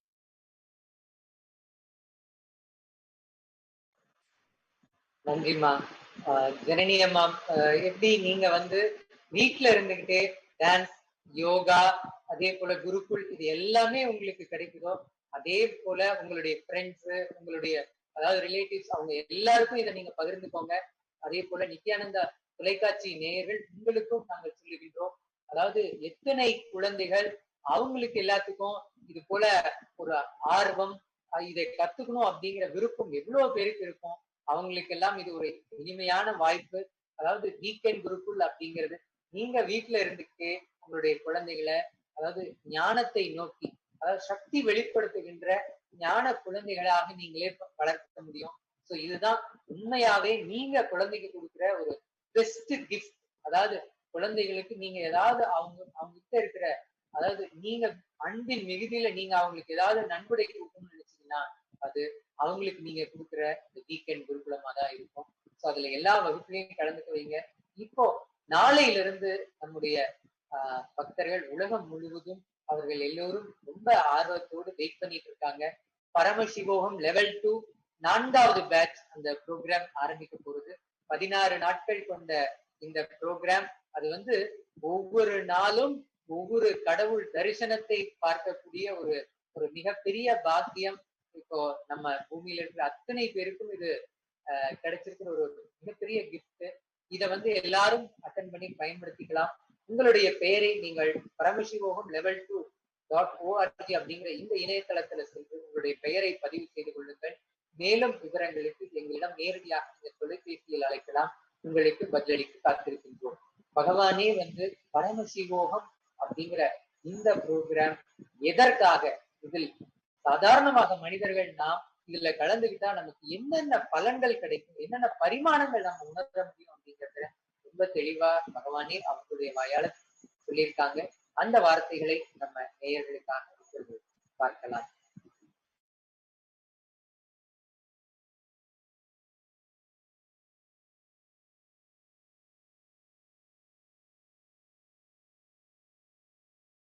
சரி, ரொம்ப சாதாரணமான பிரச்சனை. தினந்தோறும் காஃபி குடிக்கலனா தலைவலி வந்துருது சாமி. அந்த பிரச்சனையா இருந்தாலும் சரி,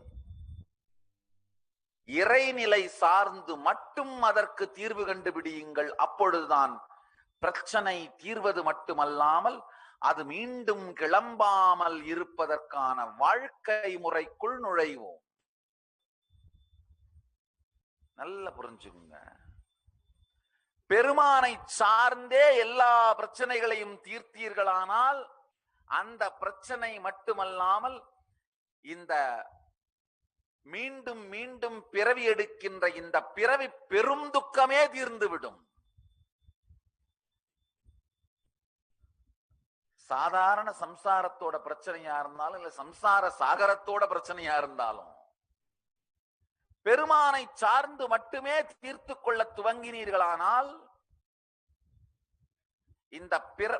இந்த பிரச்சனை தீர்றது மட்டுமல்ல, பிறப்பு இறப்பு பந்தத்திலிருந்தே வெளிவந்து விடுவீர்கள். உதாரணத்துக்கு தலைவலி வருது, தலைவலியை தீர்க்கிறதுக்கு 1000 வழி இருக்கு. அனாசின் போட்டுக்கலாம், மெட்டாசின் போட்டுக்கலாம், இல்ல தலையில ஒத்தடம் கொடுக்க சொல்லலாம், தலையை செவுத்துல இடிச்சா வலி ஜாஸ்தியாகி இந்த வலி மறந்து போய் இல்ல நண்பர்களோட பேசலாம், காஃபி குடிக்கலாம், காலார நடக்கலாம். வேர்த்து விறுவிறுத்தா தலைவலி போகும். எத்தனையோ ஆயிரம் வழி இருக்கலாம்.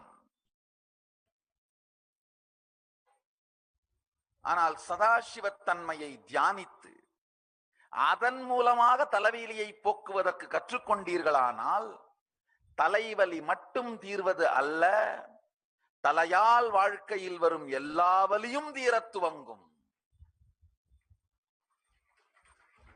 ஆழ்ந்து புரிந்து கொள்ளுங்கள்.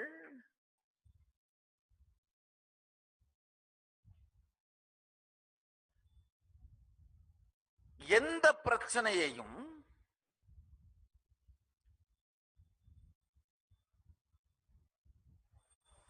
வெறும் அனாசின் மெட்டாசின் போட்டு தலைவலி மாத்திரை போட்டு தீர்த்தீங்கன்னா 4 நாளுக்கு அப்புறம் திரும்ப வரும், சைடு எஃபெக்டோட வரும். வாழ்க்கையின் இறுதி நிலை சத்தியங்களை சார்ந்து, வாழ்க்கையின் இறுதி நிலை உண்மைகளை சார்ந்து உங்கள் தினசரி பிரச்சனைகளை கூட தீர்க்க கற்றுக்கொண்டீர்களானால் நிரந்தரமான தீர்வு உண்டு. நல்லா புரிஞ்சுக்குங்க. நிரந்தரமான தீர்வு எல்லாமே சில நாள் நீங்கள் அதை பழக வேண்டி இருக்கும். சில நாள் பழகுவதற்கு தயங்கி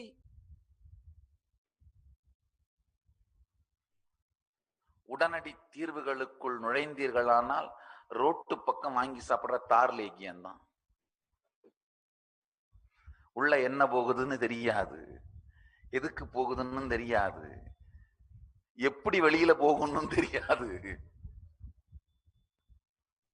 ஆழ்ந்து தெரிந்து கொள்ளுங்கள்.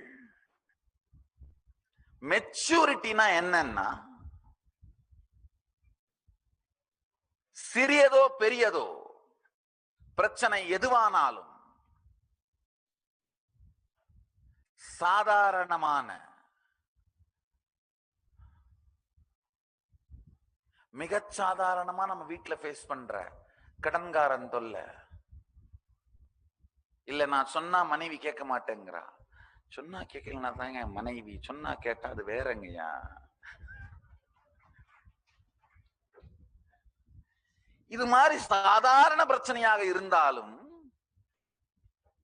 அல்லது மிகப்பெரிய வாழ்க்கையை பற்றிய கேள்விகள், ஏன் நல்லவர்கள் கஷ்டப்படுகிறார்கள், கெட்டவர்கள் சுகமாக இருக்கிறார்கள், நான் ஒரு தப்பும் யாருக்கும் பண்ணலையே, ஒரு துரோகம் பண்ணலையே, எனக்கு ஏன் இவ்வளவு கொடுமை, நான் எல்லாமே நல்லதுதானே நினைச்சேன், எனக்கு ஏன் இவ்வளவு பிரச்சனை வருது, இது போன்ற வாழ்க்கையே சந்தேகப்படுகின்ற மிகப்பெரிய கேள்விகளாக இருந்தாலும் சரி, ஏன் இந்த கடன்காரன், நான் சில 1000 தானே கடன் வாங்கினேன், என்னைய பிடிச்சி நையினைன்னு வந்துருக்கிறான், பல லட்சம் கொடுத்துட்டு இருக்கிறான், அவங்ககிட்டலாம் போய் கேட்கவே மாட்டேங்கிறானே அப்படின்னு கடன்காரனை சந்தேகப்படுகின்ற பிரச்சனையாக இருந்தாலும் அல்லது வாழ்க்கையே சந்தேகப்படுகின்ற பிரச்சனையாக இருந்தாலும் மிக உயர்ந்த ஆன்ம உணர்வு சதாசிவத்துவ நிலையில் இருந்து தீர்ப்பீர்களானால் வாழ்க்கையே முழுமையாக எல்லா பரிமாணங்களிலும் உங்களுக்குள் மலரத் துவங்கும். நல்லா புரிஞ்சுக்குங்க.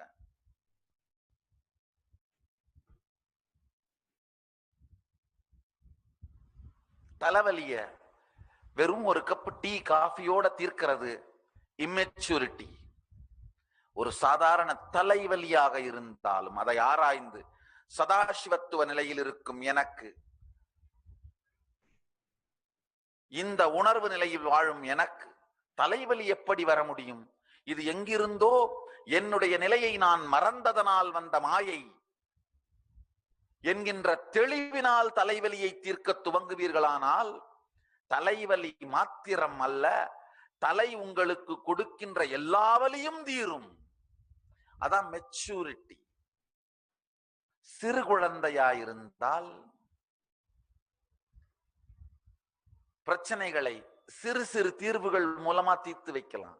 அதான் இந்த பேச்சப் பண்றதுன்னு சொல்றது. வீட்டுல இந்த பக்கம் ஒழுகுதா, உடனே அதை சரி பண்ணப்பா, அந்த பக்கமா பைப் வேலை செய்யலையா, அதை சரி பண்ணப்பா, இந்த பக்கமா உடைஞ்சிருக்கா, அதை சரி பண்ணப்பா, அது ஆனால் வாழ்க்கையின் தீர்வாகாது. வாழ்க்கையின் தீர்வு என்னன்னா, ஆமா நான் சொல்கின்ற தீர்வு சில நாட்கள் எடுக்கும் தான். கொஞ்சம் அதுக்காக நீங்க சிந்திக்க வேண்டி இருக்கும், செயல்பட வேண்டி இருக்கும். என்னடா தலைவலின்னு வந்தா ஒரு காஃபியை கொடுத்து குடிச்சிட்டு ஒரு மாத்திரையை போட்டுட்டு போயான்னு சொல்றதை விட்டுட்டு, நீதான் சதாசிவன், அந்த நிலையில இருக்கிறது நீ மறந்ததால் தான் தலைவலி வந்தது, இதையெல்லாம் யோசிச்சா வேற என்ன வலி வரும்னே தெரியலையே.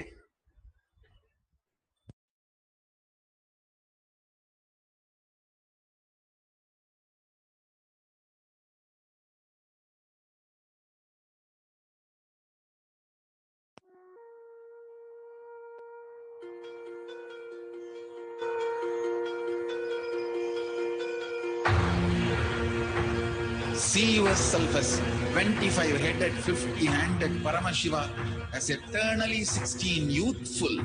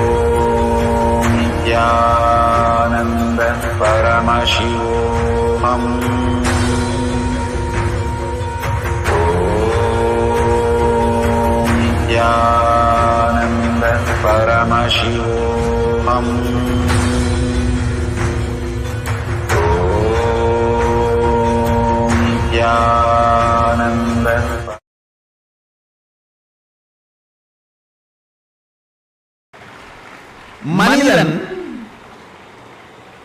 இறை சக்திகளை வெளிப்படுத்துவதை சகஜமான தினசரி வாழ்க்கையாக மாற்றுகின்ற வேலையை செய்து முடித்தே தீருவேன். நல்லா புரிஞ்சுக்குங்க. முதல்ல ஒரு குரங்கு எந்திரிச்சு நின்னு 2 கால்ல நடக்க ஆரம்பிச்சிருக்கும் போது சுத்தி இருந்த குரங்கெல்லாம் கட்டாயம் அந்த குரங்கு படாத பாடுபடுத்தி கிண்டல் பண்ணியிருக்கோம். என்னென்னலாம் முடியுமா பண்ணியிருக்கோம் அந்த குரங்கை டிப்ரெஸ் பண்றதுக்கு.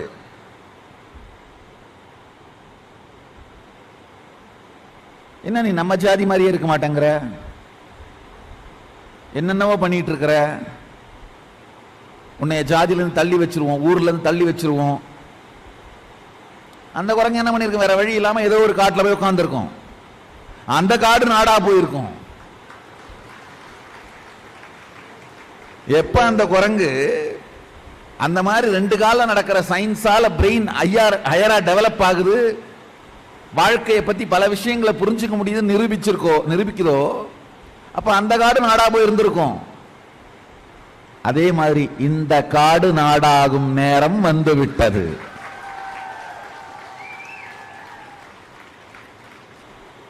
மெதுமெதுவாக அந்த குரங்கு 2 காலில் நடப்பதை சமூகத்தின் வழக்கமாகவே மாற்றிவிட்டு தான் மறைந்தது.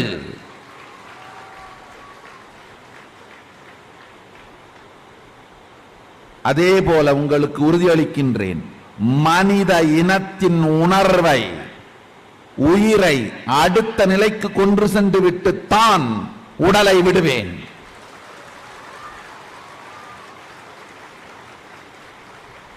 மூன்றாவது கண்ணும் சதாசிவன் வெளிப்படுத்தி இருக்கும் 460 சக்திகளும் post card, email, cellphone, watch மாதிரி எல்லா மனிதனுடைய வாழ்க்கையிலும் தினசரி வாழ்க்கை பொருளாக மாற்றிவிட்டு தான் ஓய்வேன்.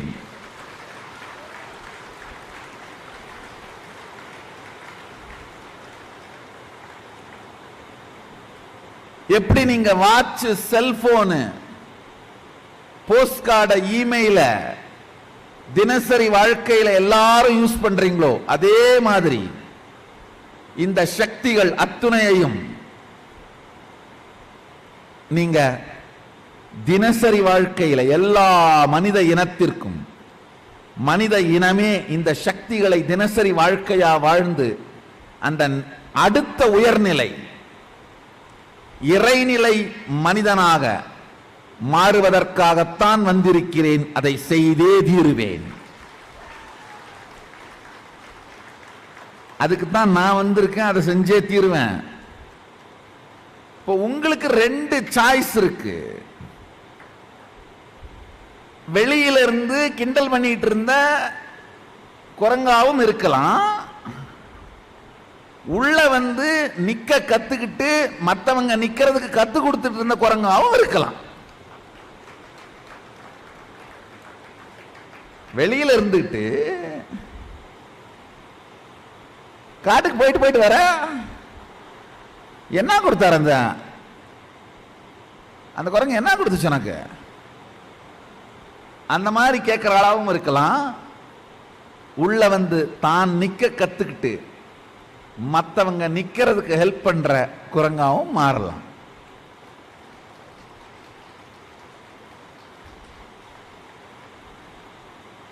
முடிவு உங்களுடையது, சாய்ஸ் உங்களது.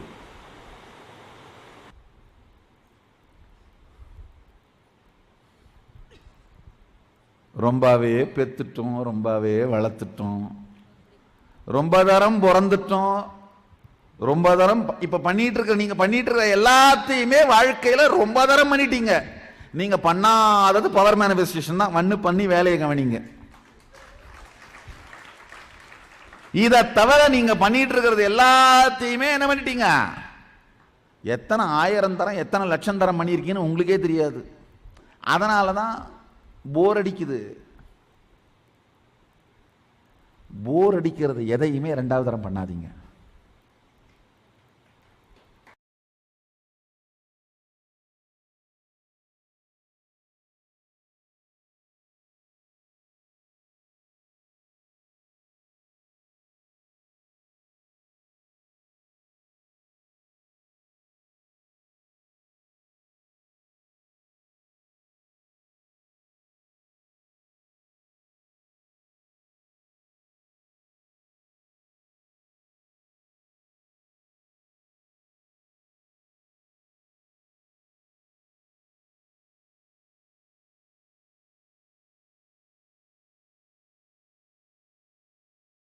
மனத்தெளிவோடு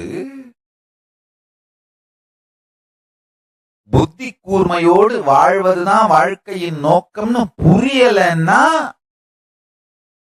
போதை வஸ்து இல்லாம வாழறது ஏதோ பெரிய தியாகம் மாதிரி தோணும். ஆனா எப்போ மனத்தெளிவோடும் புத்தி கூர்மையோடும் வாழ்வதுதான் வாழ்க்கைன்னு புரிஞ்சிருதோ அப்போ போதை வஸ்துக்களை துறப்பது தியாகம் இல்ல, வாழ்க்கைக்கு நேர்மை, சிம்பிள் இன்டெகிரிட்டின்னு புரிஞ்சிரும். அதே மாதிரி நல்லா புரிஞ்சுக்கோங்க. எப்போ பிரம்மச்சரியமும் சந்நியாசமும் உங்களுடைய டிஎன்ஏவை அடுத்த நிலைக்கு கொண்டு செல்லுகின்ற சக்தி மலர்ச்சி நிகழ்வதற்கு, உங்களுக்குள் பரமசிவ ஞானமும் பரமசிவ சக்தியும் மலர்வதற்கு, உங்க டிஎன்ஏக்குள்ள இந்த ஸ்பிரிச்சுவல் பவர்ஸ் மலர்றதுக்கு, conscious mutation super conscious mutation நடக்கிறதுக்கு பிரம்மச்சரியமும் சந்நியாசமும் தேவைன்னு புரியுதோ அப்போ சந்நியாசம் தியாகம் மாதிரி இருக்காது. எளிமையான வாழ்க்கைக்கு நேர்மை, நம்முடைய குறிக்கோளுக்கு நேர்மை, குறிக்கோளுக்கு நேர்மை. பெருமான் பூமிக்குள்ள வந்துட்டாரு. பரமசிவ பரம்பொருள் பரமசிவ ஞானத்தையும் பரமசிவ சக்திகளையும் எடுத்துட்டு பூமிக்கு வந்துட்டார். இப்போ பொட்டியை திறந்து கொடுக்க ஆரம்பிக்கிறாரு. யாரெல்லாம் தன் உயிரை திறந்து வாங்கிக் கொள்கிறீர்களோ வாங்கிக் கொள்ளுங்கள். உயிரை திறந்து மடிப்பிச்சை வாங்கிக் கொள்கிறீர்களோ வாங்கிக் கொள்ளுங்கள். மடியேந்தி நீங்க தாங்குற துணி சாதாரண கலர் துணியா இருந்தா நாம் போடுறதுல 10% நிக்கும், மீதி எல்லாம் போயிரும். அது காவி துணியா இருந்தா நாம் போடுறதுல 90% நிக்கும், 10% தான் போகும். அவ்வளவுதான். அதுக்கு தான் காவி, வேற எதுக்கும் இல்ல.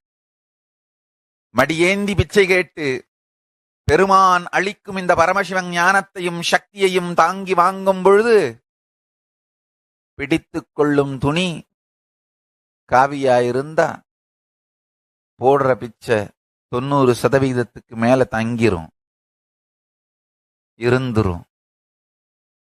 வெறுந்துணியா இருந்தா வடிஞ்சிரும். தங்குற துணி காவியா இருந்தா போடுற சக்தி ஆவிக்குள்ள தங்கிடும், இல்லைன்னா ஆவியாய் போயிரும். காவி உயிரை உயிர்ப்பிக்க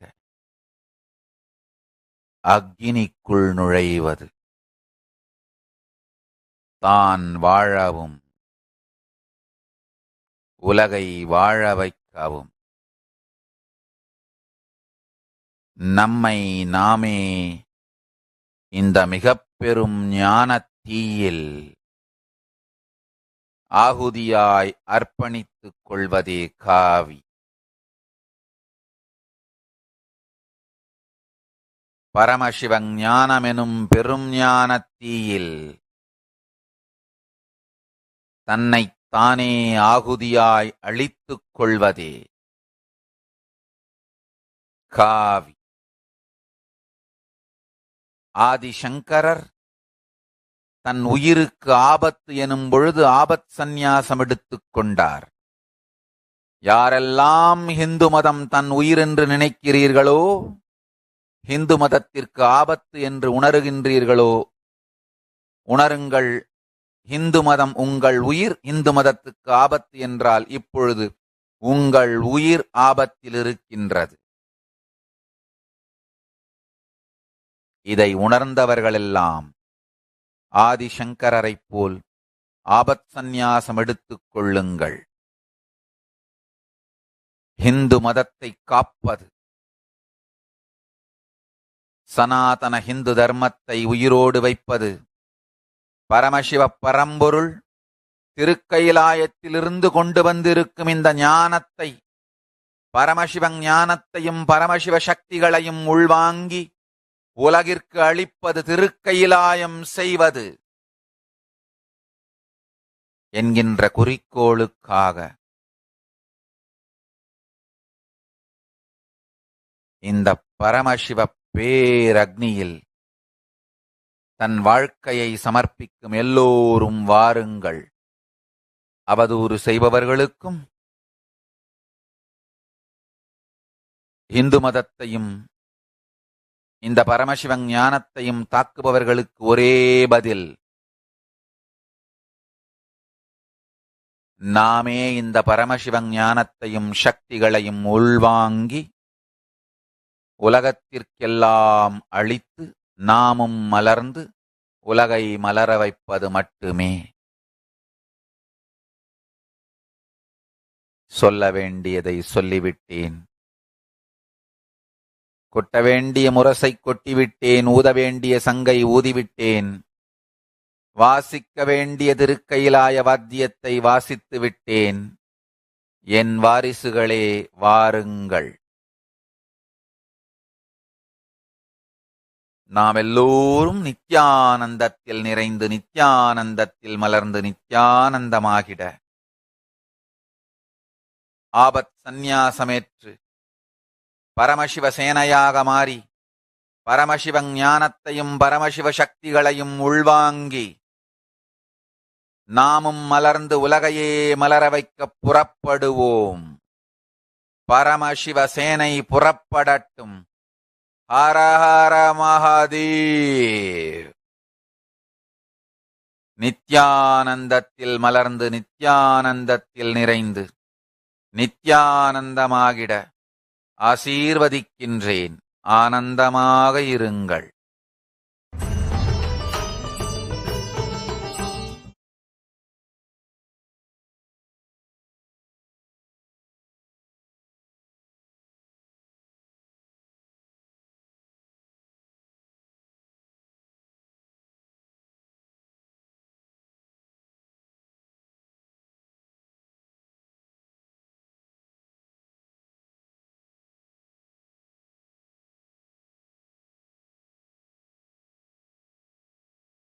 ஆழ்ந்து கேளுங்கள்.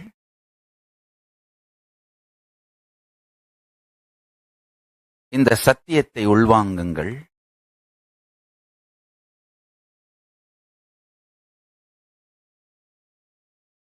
நீங்க பல பேர் ஆதீனத்துக்கு வந்தவர்கள், நம்ம ஆசிரமத்துக்கு வந்து ஆனா ஆதீனவாசியா ஆசிரமவாசியா இருக்க முடியாம போனவர்கள். அவங்களுக்கெல்லாம் நான் சொல்ல நினைக்கிறது இதுதான். நீங்க தனி மனிதன் ஜீவன் முக்தனா ஆயிடுற அளவுக்கு உங்களுக்கு ஒரு தேடுதலும் நேர்மையும் இருக்கும், அதுல சந்தேகம் இல்ல. ஆனா நான் செஞ்சிட்டு இருந்த வேலை, என் நோக்கம் ஒரு ஜீவன் முக்த சமுதாயத்தையே மலர வைப்பது.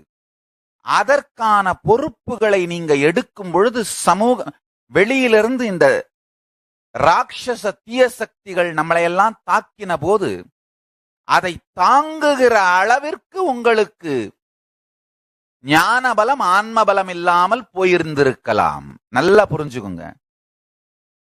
பக்தர்களாக இருந்து இருக்க முடியாமல் விலகியவர்கள், ஆதீனவாசிகளாக, சந்நியாசிகளாக, பிரம்மச்சாரிகளாக, குருகுலவாசிகளாக, குருகுல குழந்தைகளாக எந்த விதத்திலாவது என்னோடு சங்கத்தோடு தொடர்பில் வந்து தொடர முடியாமல் போன யாரையும் நான் ஒரு சிறு குறை கூட சொல்ல மாட்டேன். காரணம் என்ன?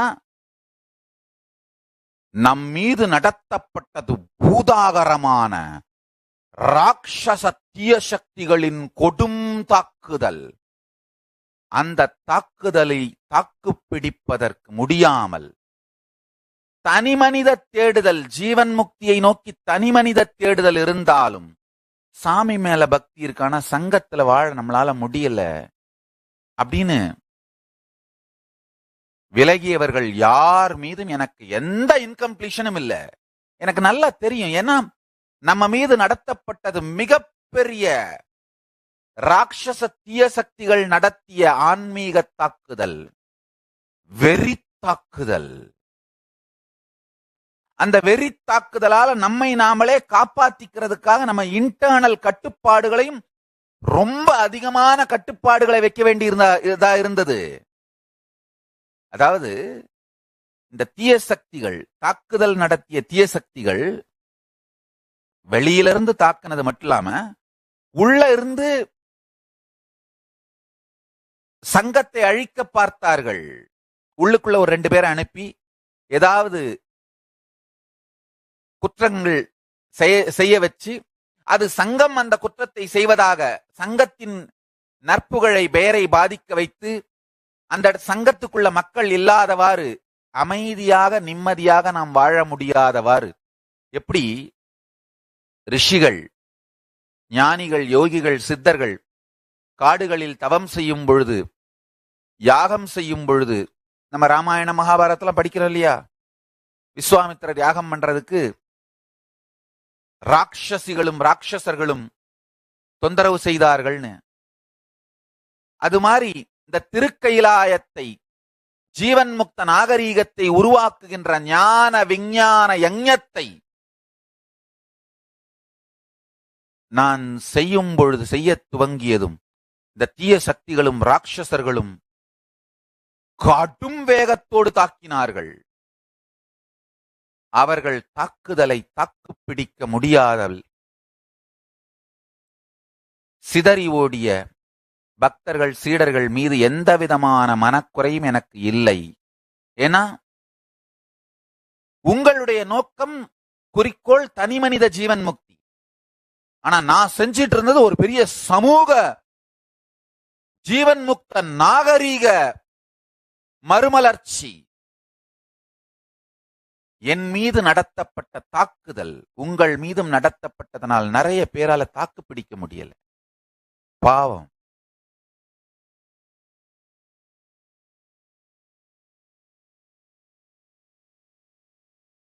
இப்போ ஒரு நற்செய்தி என்னன்னா, நான் அங்க இல்லாததுனால இதற்கு மேல் தீய சக்திகள் தாக்க மாட்டார்கள். ஏன்னா அவர்கள் குறிக்கோள் என்னை அழிக்க வேண்டும்ன்றதான். ஆனா நாங்க இல்லாததுனால தாக்க மாட்டார்கள்.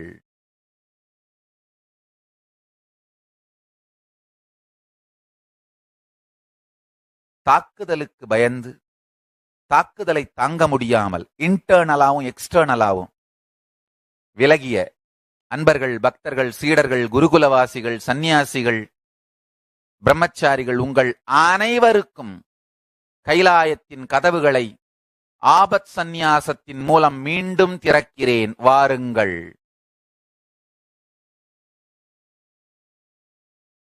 இதற்கு மேல் உங்களை தாக்குவதற்கு அங்கு யாரும் இல்லை.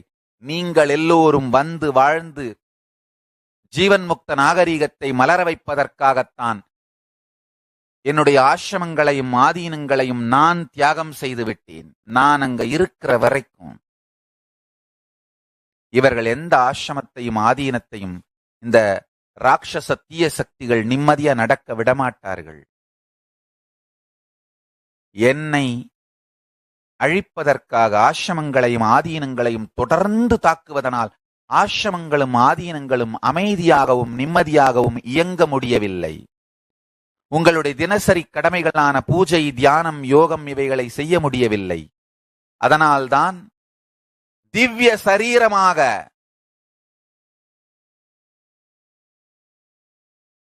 அர்ச்சாவதாரமாக என்னை எல்லா ஆசிரமங்களிலும் பீடங்களிலும் ஆதீனங்களிலும் பிரதிஷ்டை செய்துவிட்டு என் திருமேனியை பாதுகாப்பாக எங்கு வைக்க வேண்டுமோ அங்கு வைத்துக் கொண்டிருக்கின்றேன். நான் அங்கு இல்லாததனால் என்னை அழிக்க முடியாது என்பதனால் எந்த தாக்குதலையும் இதற்கு மேல் யாரும் செய்ய மாட்டார்கள். கவலைப்படாதீர்கள்.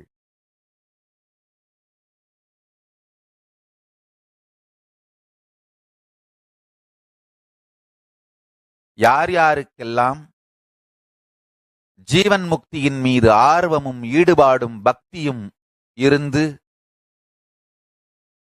நான் சொல்லுகின்ற சத்தியங்களை வாழ வேண்டும் என்று விருப்பம் இருந்து ஆதீனத்திற்கோ நமது சங்கத்திற்கோ ஆசிரமங்களுக்கோ குருகுலத்திற்கோ பக்தர்களாக சத்சங்க மையங்களுக்கோ ஏதாவது ஒரு காலத்தில் 2000 இன்று வரை ஏதாவது ஒரு காலத்தில் வந்து தொடர்ந்து வாழ்ந்து தொடர்ந்து கடைபிடித்து இருக்க முடியாமல் ஏதேதோ காரணங்களுக்காக வெளியேறியிருந்தால் உங்கள் அனைவருக்கும் மீண்டும் கதவை திறக்கின்றேன். திருக்கைலாயத்தின் கதவுகள் திறக்கின்றன, வாருங்கள்.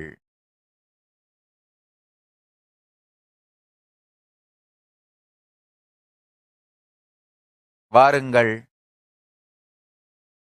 ஜீவன் முக்த நாகரீகம் செய்வோம். திருக்கைலாயம் மலரச் செய்வோம். திருக்கைலாயத்தின் ஞான விஞ்ஞானத்தை மலரச் செய்வோம். பரமசிவ ஞான விஞ்ஞானத்தை மலரச் செய்வோம், வாருங்கள்.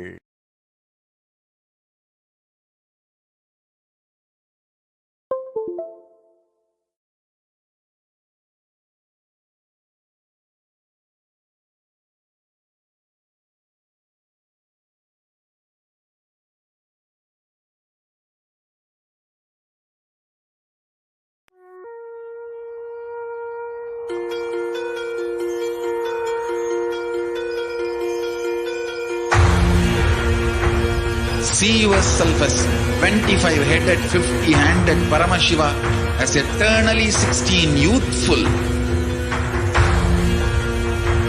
Commit with Paramashiva. Only He exists. Anything else is delusion. Now, sit straight. We'll enter into the process. Om Nityanandan Paramashivam.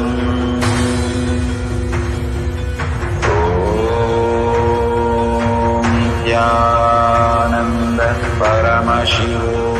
Om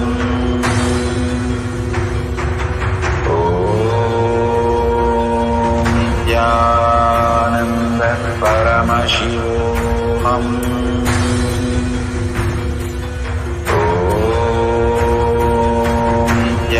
Nityananda பரமசிவோகம்.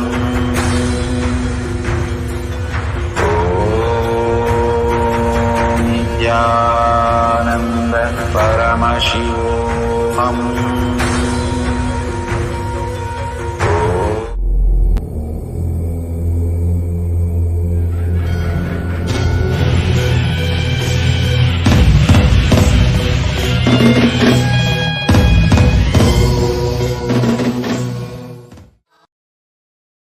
இன்று உங்களோடு பகிர்ந்து கொள்வதற்காக கைலாயத்திலிருந்து நேரிடையாக வந்திருக்கும் ஞான ஆழ்ந்து கேளுங்கள்.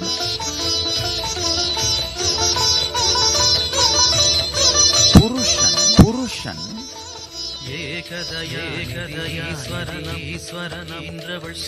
தன் சாநித்திய நிலையிலே இருமையிலும் மயக்கத்திலும்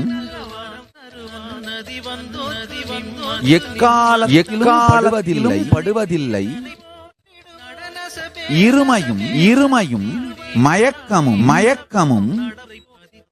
ஒருமை மறுமை அல்ல உண்மைக்கு மறுமை. ஆழ்ந்து கேளுங்கள். புருஷன் எக்காலத்திலும் இருமையிலும் மயக்கத்திலும் ஆட்படுவதில்லை. இருமை ஒருமை மறுமை அல்ல உண்மைக்கு மறுமை. இப்போ இந்த சத்தியத்தை புரிந்து நன்றாக புரிந்து கொள்ளுங்கள். புருஷன் என்கின்ற வார்த்தையை சாங்கிய யோகம் ஒரு விதத்திலே பொருள் சொல்லுகிறது, வேதாந்தம் ஒரு விதத்திலே பொருள் சொல்லுகிறது,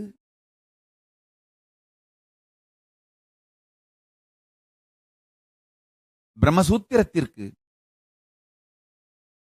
சிவபரமான உரை எழுதிய நீலகண்ட சிவாச்சாரிய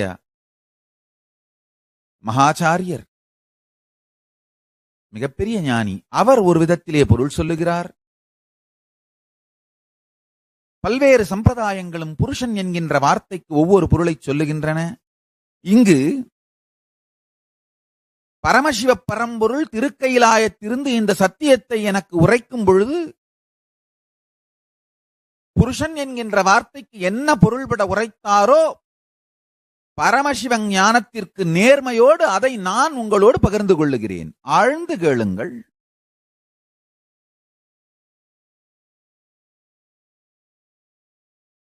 பரமசிவ ஞானத்துக்கு நேர்மையோடு இருப்பேன் என்று பரமசிவ பரம்பொருளுக்கும் உங்களுக்கும் உறுதியளிக்கின்றேன்.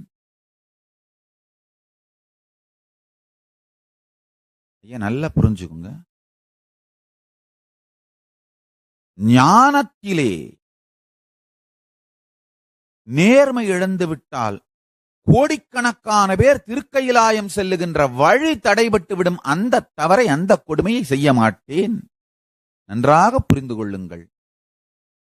ஞானத்தின் நேர்மை தவறாது பரமசிவ பரம்பொருள் எவ்வாறு உரைத்தாரோ உரைக்க வைத்தாரோ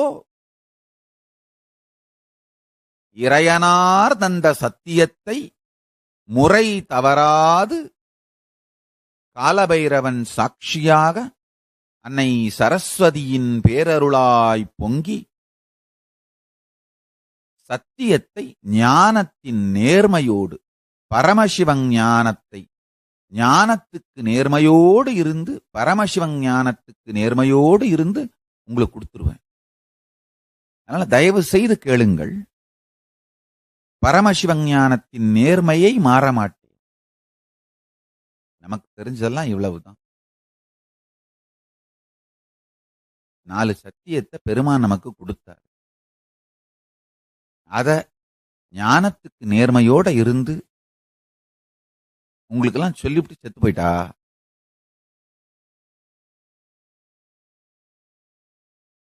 சுந்தரருக்கு யானையெல்லாம் அனுப்புனாரு, சேரமான் பெருமான் குதிரை மேல போனாரு கைலாயத்துக்கு.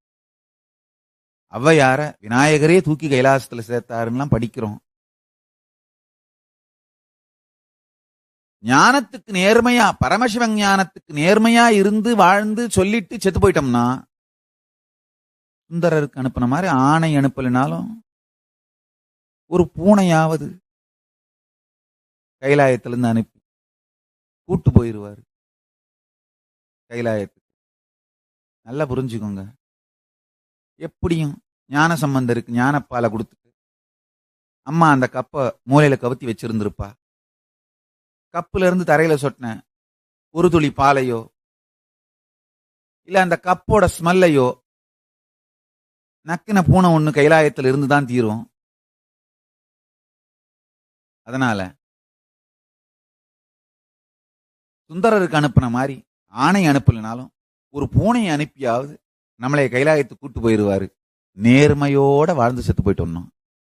அதனால பரமசிவஞானத்திற்கு நேர்மை மாறாது அவர் என்ன உரைத்தாரோ, உரைப்பித்தாரோ, உரைக்க வைத்தாரோ, உரைத்தது வார்த்தை, உரைக்க வைத்தது கான்டெக்ஸ்ட் உணர்வு, நமக்குள் உரைத்தது அனுபூதி, மூன்றையும் நேர்மை மாறாது உங்களுக்கு கொடுத்து விடுகின்றேன்.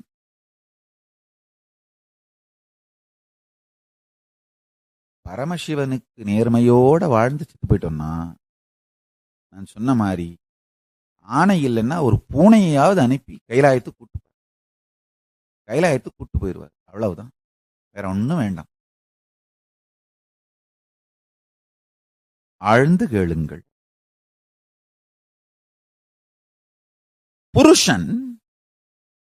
புருஷன் அப்படிங்கிற வார்த்தைக்கு நான் பரமசிவத்திடமிருந்து நேரடியாய் பெற்ற சிவஞான அனுபூதி, பரமசிவஞான அனுபூதியிலிருந்து அந்த சத்தியத்தை உங்களோடு சொல்லிவிடுகின்றேன், உங்களோடு பகிர்ந்து கொள்ளுகிறேன். கேளுங்கள். பரமசிவ பரம்பொருள்தான் பிரபஞ்சத்தின் புருஷன், பிரம்மாண்டத்தின் புருஷன். அதனுடைய சாநித்தியம்தான், அதனுடைய இருப்பு தன்மைதான் உங்கள் பிண்டாண்டத்திலும் புருஷனாக இருக்கின்றது. பிரம்மாண்டத்தின் இருப்பு தன்மையும் பிண்டாண்டத்தின் இருப்பு தன்மையும் புருஷனே. பிரம்மாண்டத்தின் இருப்புத்தன்மை புருஷன் பரமசிவமும், பிண்டாண்டத்தின் இருப்புத்தன்மை புருஷன்.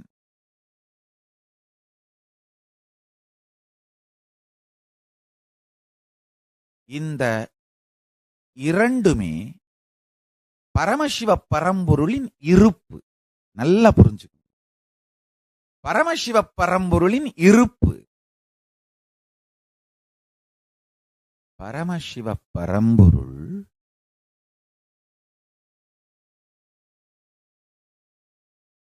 அதனுடைய இருப்பை நீங்கள் உணர்வதால்தான் நீங்கள் இருப்பதாக உணர்கின்றீர்கள். நீங்கள் இருப்பதா உணர்றது சில நேரத்துல வரும், சில நேரத்துல போகும், அப்படியெல்லாம் குழப்பமாயிருக்கும். அப்படியெல்லாம் நீங்க நினைத்தாலும் கூட அந்த இருப்பு தன்னுடைய சாநித்திய மாத்திரத்தினாலே துவந்துவத்தில் நன்மை தீமை, இருப்பு இல்லாமை, சுகம் துக்கம், பாபம் புண்ணியம் என்கின்ற எந்த இருமைப்பாட்டிலும் படுவதில்லை. ஆழ்ந்து கேளுங்கள். அப்ப இருமைப்பாட்டிலே படுவதாக நீங்கள் உணர்கின்ற எல்லாமே புருஷன் இல்லை.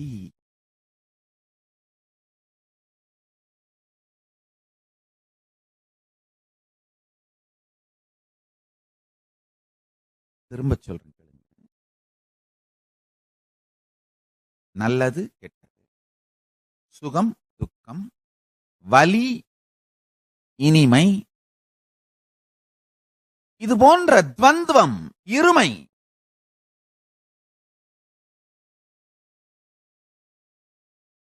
ஆழ்ந்து புரிந்து கொள்.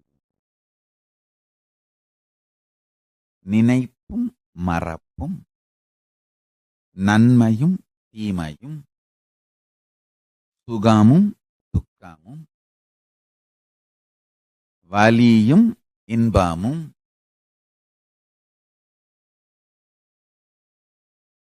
எல்லாவிதமான இருமையும் மயக்கமும், தன்மையும் முன்னிலையும் என்கின்ற இருமையை நீங்கள் ஏற்றுக்கொள்ள துவங்கினால் படற்கை என்ணுகின்ற மயக்கத்தை மறுக்க முடியாது. நல்லா புரிஞ்சுக்குங்க.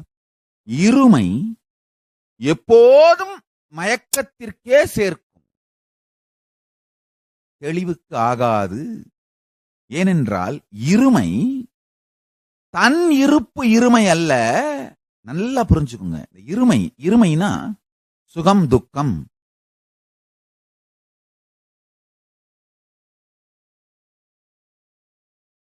குழப்பம் தெளிவு,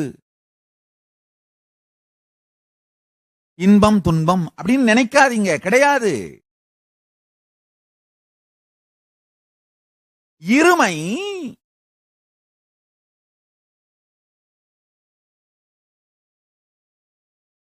இந்த துவந்துவம்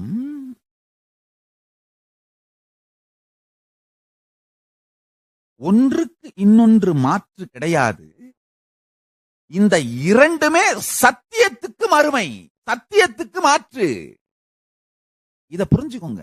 இப்போ வலி வந்தா ஒரு நாள் சுகம் வரும்ன்ற ஹோப்ல இருக்கிறது. சுகம் வந்தா இது வலியா மாறிடக்கூடாதுன்னு காப்பாத்திக்க முயற்சி பண்றது.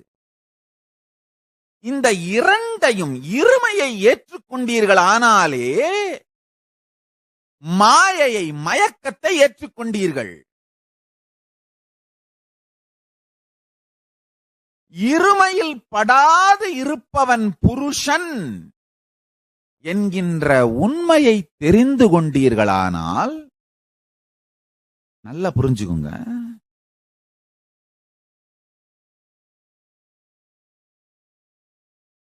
ஊர்ல சில சின்ன சின்ன திருடனுங்க வருவானுங்க.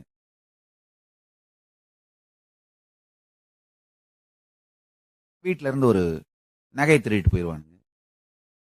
இல்ல ரோட்ல போகும்போது செயினை பறிச்சுட்டு போயிடுவானுங்க. இல்ல உங்க நிலத்துல திடீர்னு ஒரு கொட்டாயை போட்டுட்டு இது ஏன் நிலம்னு சொல்லி நில அபகரிப்பு பண்ணுவானுங்க. ஐயோ இந்த திருடன் இப்படி பண்றானே, இவங்கிட்ட தப்பிக்கலாம் அப்படின்னு உங்க ஊர் என்ன ஆகும்? அந்த திருடனாவது கழுத்துல இந்த செயினை மட்டும்தான் பறிச்சுட்டு போனான். இவனுங்க கழுத்தையே பறிச்சிருவானுங்க. அந்த திருடனாவது ஒரு ஓரமாத்தான் கொட்டா போட்டு உட்காந்தான். இவன் மொத்த நிலத்தையுமே ஓரம் கட்டிடுவானுங்க. நல்லா புரிஞ்சுக்குங்க. ஏன்னா இந்த திருடனை அனுப்புனதே அவன்தான். இந்த ரெண்டு பேர் நடுவுல யாருகிட்ட மாட்டினாலும் ஒழிஞ்சிங்க. இருமை ஒன்றுக்கு ஒன்று மறுமை அல்ல, சத்தியத்திற்கு மறுமை.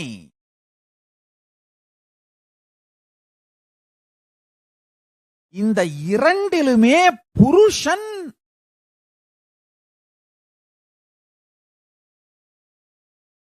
சிக்குவதில்லை. ஆழ்ந்து கேளுங்கள். மிகுந்த நேர்மையோடு, பரமசிவ பரம்பொருளுக்கு நேர்மையோடு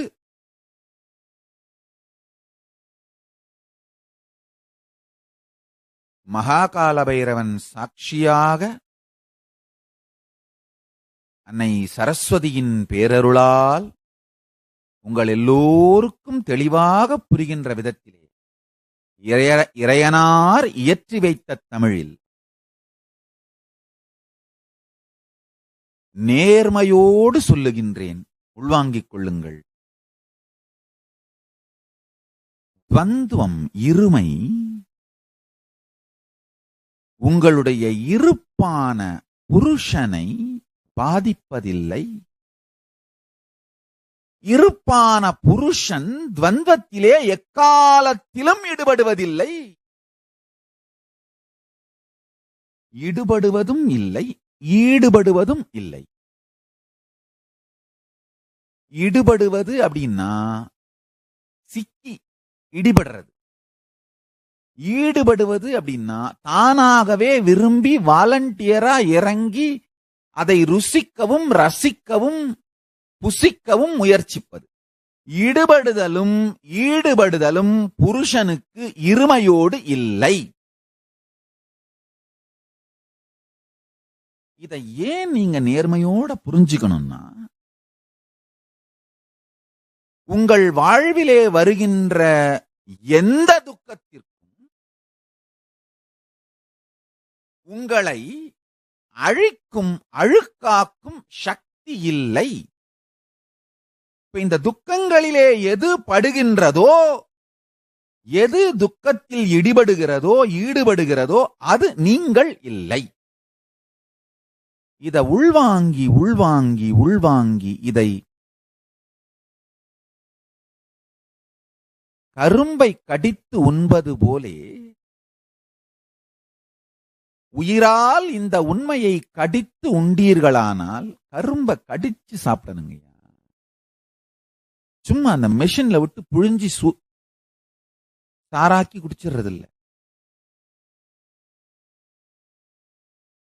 கரும்பை கடிச்சு சாப்பிடுறது ஏகப்பட்ட விஷயங்கள் இருக்கு. வெறுமனே அந்த சாறு ருசிய ரசிக்கிறது மட்டும் இல்ல, கடிக்கும் பொழுது, கரும்பு கடிச்சு சாப்பிடும் பொழுது இந்த பல்லெல்லாம் பலமாகிறது மட்டும் இல்ல, இந்த பக்கம் அந்த ருசியை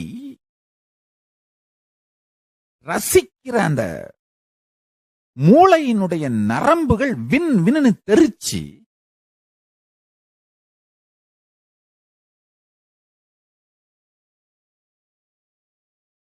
ஒரு இன்டென்ஸான ஷாக் நடக்கும். நல்லா புரிஞ்சுக்குங்க.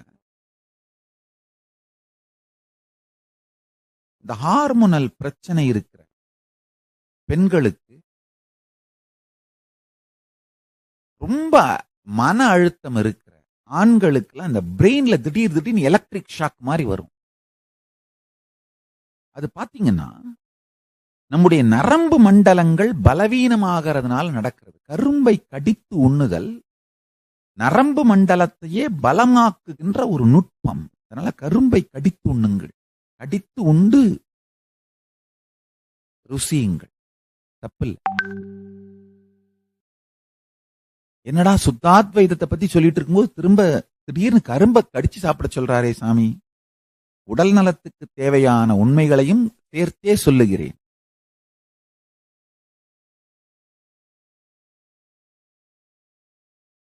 கரும்பை கடிச்சு சாப்பிட்டு நரம்பு மண்டலத்தை ஆழமாக்கிக்கிட்டீங்கன்னா, நான் சொல்ற இந்த சத்தியத்தை ருசித்து உள்வாங்குகின்ற மனோதிடம் உருவாகிவிடும். மனோதிடம் தன்னுடைய வாழ்வின் நோக்கத்தையும்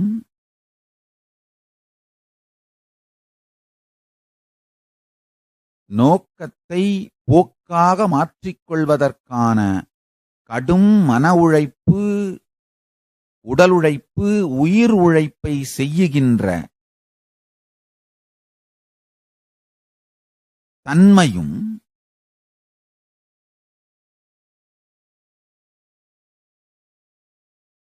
அதற்காக எந்த தியாகத்தையும் செய்கின்ற துணிவும், இதெல்லாம் சேர்ந்ததுதான் மனோதிடம். சின்ன வயசுல திருவண்ணாமலையில ஒரு சிவாச்சாரியார் கோவில்ல ரொம்ப நல்லவர். அவருக்கு ஒரு 5-6 கோவில் முறை, அதாவது உள்ளூர்ல இருக்கிற 5-6 கோவில்களுக்கு தினந்தோறும் போய் பூஜை பண்ணணும். ஒரு சைக்கிள் வச்சிருப்பாரு. பாவம், வறுமை. அதனால அந்த சைக்கிளை மறிச்சுக்கிட்டே அந்த கோயில்களுக்கு எல்லாம் போய் கரெக்டா சின்ன சின்ன 5 தூக்கு வச்சிருப்பார். அந்த 5 தூக்குல ஒரு கோயிலுக்கான நைவேத்தியம் இருக்கும்.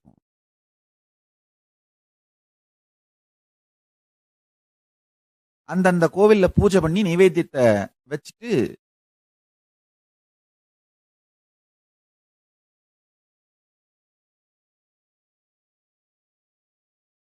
அந்த கோவில் பக்கத்துல விளையாடிட்டு இருக்கிற பசங்களுக்கு கையிலேயே அந்த நைவேத்தியத்தை பிரசாதமா அள்ளி கொடுத்துட்டு வீட்டுக்கு வந்துருவாரு. அவர்கிட்ட பேசும்பொழுது அவருடைய வறுமையிலும் அவருக்கு இருந்த நேர்மை, அந்த கோவிலுக்கு பூஜை பண்றதுக்காக நிலம் இருக்கு, ஆனா அந்த நிலம் அவர் கட்டுப்பாட்டுல இல்ல. இவர் தன்னுடைய சொந்த வருமானம், சின்ன சின்ன வருமானம், கோவில் வருமானம் எல்லாம் கிடையாது, ஏதோ சிறு சிறு வருமானம், அதுல கோவில் பூஜையை முறையா தவறாம நடத்துறது மட்டும் இல்லாம தினம் ஒரு 4 குழந்தைங்களுக்காவது கையிலையாவது கொடுக்கற அளவுக்கு அன்னதானம் பண்றாரு. நான் கேட்டேன், சாமி வீட்லயே சோறு இல்லை எனக்கு நல்லா தெரியும், ஏன் சாமி 4 கோயிலையும் அன்னதானம் பண்றீங்க? அந்த நைவேத்தியம் பண்ற தூக்க வீட்டுக்காவது கூட்டு வந்து எடுத்துட்டு வந்து வீட்டுல சாப்பிடலாமல்ல. இல்லப்பா, அந்த நிலம் நம்ம கையை விட்டு போயிருச்சு, அது நம்ம கையால் ஆகாத்தனம். ஆனா அந்த கோவில்ல நைவேத்தியம் பண்ணி அன்னதானம் பண்ணணும்னு பாரம்பரியமா விதி இருக்கு, அதெல்லாம் மாற்றக்கூடாதுப்பா, நேர்மையா இருந்துடணும்ப்பா. நிலம் திருடப்பட்டதை கூட தன் விதி என்று நொந்து கொண்டு தான் செய்ய வேண்டிய செயலுக்கு நேர்மையை மாறாது வாழ்ந்த மனிதர். அவரை பார்த்து எனக்கு ரொம்ப இன்ஸ்பயர் ஆயிடுச்சு.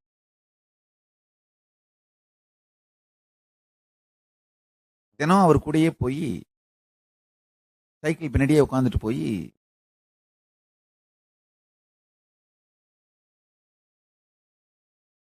அவர் கூடயே கோயில்ல துடைக்கிறதுக்கு, கிளீன் பண்றதுக்கு, அவருக்கு வேற என்னென்ன சின்ன சின்ன உதவிகள் செய்ய முடியுமோ அதெல்லாம் செஞ்சுட்டு இருப்பேன். ஏதோ சில காரணங்களால உடல் நலம் குறைந்து அவர் இறந்து போயிட்டாரு. ஆனா அந்த இன்ஸ்பிரேஷன் எனக்கு பெரிய இன்ஸ்பிரேஷன். இந்த கோவிலா போய் பூஜை பண்றேன், தினம் அந்த முறைக்கு போயிட்டு வரேன்னு சொல்றது எனக்கு ஒரு பெரிய பெருமை. வீட்டுல அம்மாட்ட சொல்லிட்டு முறைக்கு போயிட்டு வரேன் அப்படின்னா அந்த 4-5 கோவில்கள் முறை பூஜை முறைக்கு சென்று அவரோட உதவி பண்ணிட்டு வர்றது. அவர் இறந்து போன பிறகு கோயிலுக்குள்ள நேச்சுரலா விடமாட்டாரு. ஏன்னா எந்த குருக்கள் சிவாச்சாரியாருக்கு முறை வருகிறதோ அவர் மட்டும்தான் கூட்டு போக முடியும். அதுக்கப்புறம் துரதிருஷ்டவசமா என்னால இந்த முறைக்கு அந்த சிவாச்சாரியாருக்கும் எனக்கு அந்த அளவுக்கு ஒரு நட்பு கிடையாதுங்கிறதுனால முறைக்கு போக முடியல. ஆனா அதை விடவும் மனசு இல்லை. என் வாழ்க்கையில ஒரு நல்ல விஷயம் என்னன்னா, நான் ஆரம்பிச்ச எந்த நல்ல காரியத்தையும் விட்டது கிடையாது. வளர்த்துக்கிட்டே போவேன். நடுவுல தடை வந்தாலும் அந்த நேரத்துல கொஞ்சம் பொறுமையா இருப்பனே தவிர விடுற பழக்கம் கிடையாது. திருவண்ணாமலையில முதல் நாள் போய் அடுப்ப பத்த வச்சு என்றென்றும் அன்னதானம் நடக்கட்டும்னு சொன்னோம். நடுவுல எந்த தடை வந்தாலும் பிரச்சனைகள் வந்தாலும் கொஞ்சம் தொய்வு வேண்டுமானால் வருமே தவிர நின்று போகாது, நிறுத்த விட மாட்டேன். சூரியன் சந்திரன் இருக்கும் வரை நிகழ்ந்தாக வேண்டும். பெருமான் அந்த ஒரு வரம் கொடுத்துட்டார். தைரியம், விடாது நடத்தும் தைரியம். கருப்பு கொடி காட்டி கோயிலுக்குள்ள வரக்கூடாதுன்னு கலாட்டா பண்ணா இன்னொரு கோவிலை கட்டி கொள்ளுகின்ற தைரியத்தை கொடுத்தாரே தவிர கோயிலுக்கு போகாமல் இருக்க செய்கின்ற மனத்தை கொடுக்கவில்லை. அதுதான் பெருமான் கொடுத்த வரம். பெருமான் கொடுத்த வரம் அதுதான்.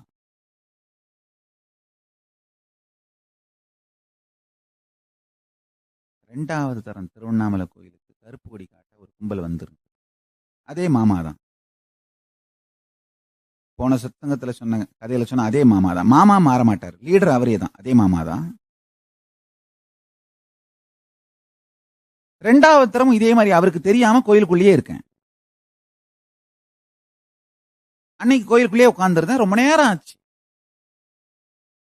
வெளியில கருப்பு கொடியோட நின்றுட்டு இருக்காங்கன்னு தெரிஞ்சு நியூஸ் வந்தது. ஆனா முதல்ல மாதிரியே இந்த தரமும் உள்ள வரும்போது மிஸ் பண்ணிட்டாங்க. நான் பாட்டு கோயில உட்கார்ந்துருந்தேன். திரும்ப அதே நிருபர், சாமி சாமி என்னங்க அதே பிரச்சனை தான்.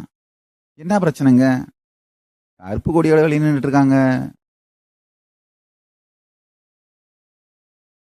நான் சொன்னேன், என்னங்க போன தடவை சொன்னேன் இல்லைங்க, நான் கொஞ்ச நேரம் கோயிலுக்கு வர்றதே ரேரா வர்றேன், கொஞ்ச நேரம் உட்காந்துட்டு வர்றேன், 2 ஷிஃப்ட்டுக்கு பணம் போட்டு ஆளை கூட்டு வர சொல்லி 2 ஷிஃப்ட்டுக்கு பேமெண்ட்டை கொடுத்து கூட்டு வந்திருக்க வேண்டியதானுங்க. ஆமாம் சாமி, இந்த தடவை 2 ஷிஃப்ட் போட்டு தான் கூட்டு வந்தாங்க, ஆனா 2 ஷிஃப்ட் முடியிற நேரம் ஆயிருச்சு. நான் சொன்னேன், என்னையா தலைவலியா இருக்கு, கோயிலுக்கு வந்தா கொஞ்சம் நேரம் உட்கார விடுறீங்களா? வெளில வாங்க சாமி, வெளில வாங்க சாமி, கருப்பு கொடி காட்டி போட்டோ எடுத்துக்கணும், கருப்பு கொடி காட்டி போட்டோ எடுத்துக்கணும், ஒரே புலம்புறீங்களே.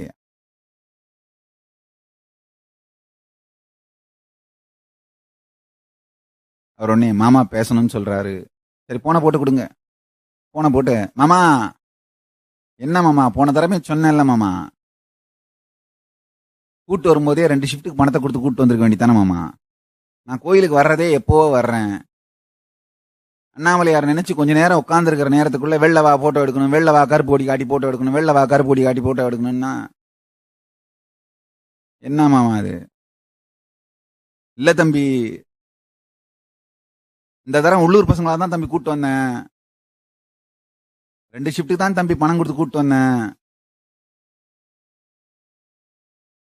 உள்ளூர் பசங்க பணமே வாங்க வேணான்னு சொல்லிவிட்டானுங்க, வந்துட்டானுங்க. ரொம்ப நேரம் ஆச்சு தம்பி, அதான் வெயிட் பண்ணிட்டு இருக்கோம். நான் கேட்டேன், உள்ளூர் பசங்களா? யார் யார் மாமா வந்திருக்கிறது அப்படின்னு. எல்லாம் உன் கூட படிச்ச பசங்க தான் தம்பி, உன்னைய பார்க்கலான்னு சொன்னேன், அதனால வந்துட்டானுங்க.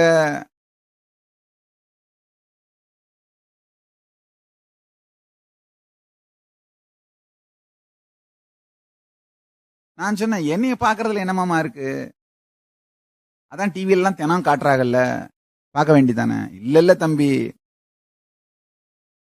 கும்பல்ல மாட்டினா உன்னை பார்க்க முடியாது, கருப்பு கொடி வச்சுட்டு பக்கத்துல இருந்தா நாங்களும் உன்னைய பார்த்துருவோம், உங்கன்னு என் மேல விட்டுரும், என் மேல பட்டுரும், நீ என்னைய பார்த்துருவ அப்படின்னு சொன்ன. இவனுங்க 4 பேர் கிளம்பி வந்துட்டாங்க. நாங்கெல்லாம் ரொம்ப நேரமா காத்திருக்கிறோம் தம்பி, கொஞ்சம் வெளியில வந்தீங்கன்னா கருப்பு கொடி மாட்டி காட்டி போட்டோ பிடிச்சிட்டு போயிடுவோம்.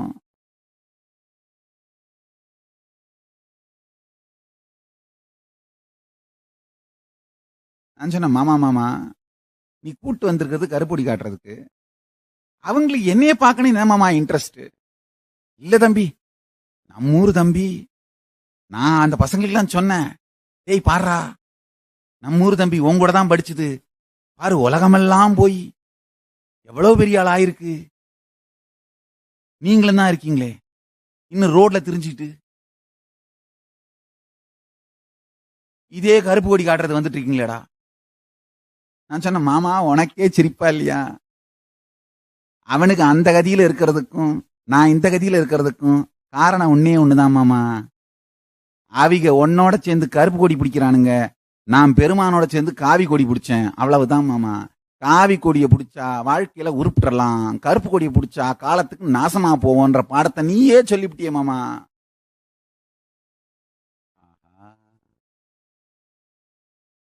தம்பி இதெல்லாம் நீ சாயந்தரம் மீட்டிங்ல பேசு தம்பி, நான் வந்து கேட்கறேன். நான் கேட்டேன், மாமா மீட்டிங்க்கு வந்து கருப்பு கொடி காட்ட போறியா? இல்ல இல்ல தம்பி, அது உன் ஆசிரமமாச்சே, அங்கே அடிச்சு போடுவாங்களே, அங்க லட்சமா பேர் இருப்பாங்களே, அங்கெல்லாம் கருப்பு கொடிப்பெல்லாம் வரமாட்டேன் தம்பி, வெள்ளை சட்டை போட்டு தான் வருவேன், அங்கெல்லாம் கருப்பு கொடி போட்டு கருப்பு சட்டை போட்டுலாம் வரமாட்டேன், வெள்ளை சட்டை போட்டு தான் வருவேன். இதெல்லாம் மீட்டிங்ல பேசு தம்பி, நான் கேட்டுக்கிறேன். இப்ப வெளியே வந்தீங்கன்னா கருப்பு கொடி காமிச்சிட்டு போட்டோ எடுத்துட்டு போவேன் தம்பி, நான் எங்க மன்றத்துக்கு கணக்கு எழுத வேணாமா? நான் கேட்டேன், ஏன் மாமா போன தரமே தான் நான் வரும்போது மிஸ் பண்ணிட்டேன். இந்த தரமாவது புத்திசாலித்தனமா வரும்போது மிஸ் பண்ணாம இருந்திருக்கணும்ல. என்ன தம்பி, போன தரம் தான் ஒரு கோபுரத்துல ஆள் நிறுத்தின, நீ வேற கோபுரத்து வழியா உள்ள போயிட்டேன்னு. இந்த தரம் எல்லா வாசல்லையும் ஆள் நிறுத்தி இருந்தேன். எப்படி தம்பி உள்ள போன நீ? நானும் அதையத்தான் யோசிச்சுட்டு இருக்கிறேன். ஹே ஹே ஹே, கருப்பு கொடி காட்டலான்னு காத்திருக்கவங்களுக்கும் உள்ள போக கூடாதுன்னு சொல்றவங்களுக்கும் 2 பேருக்குமே சொல்றேன், தெரிஞ்சுக்கோங்க. உள்ள தயம் இருக்கு.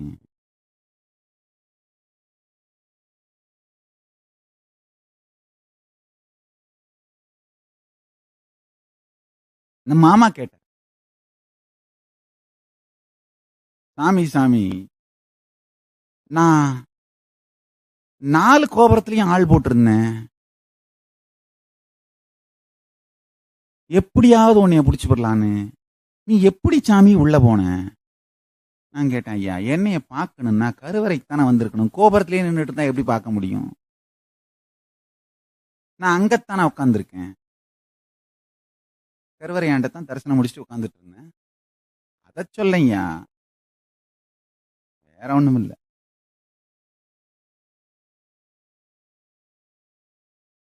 கருப்பு கொடி காட்டி கலாட்டா பண்ணீங்க, சரி நம்ம கும்பிடுறதுக்கு வேற நம்மளே ஒரு கோயிலை கட்டிடுவோம், கோயிலை கட்டிவிட்டோம், அவ்வளவுதான்.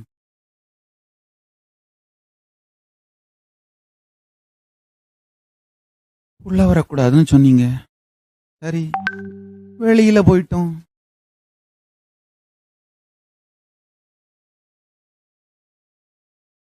வெளியில போயிட்டோம்.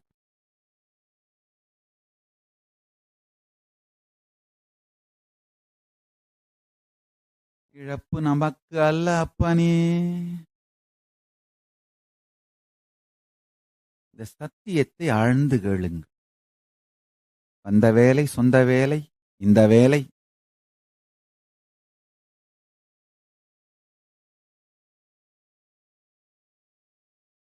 இந்த வேலையை மறவாது செய்து கந்தவேள் காலை பற்றுவோம்.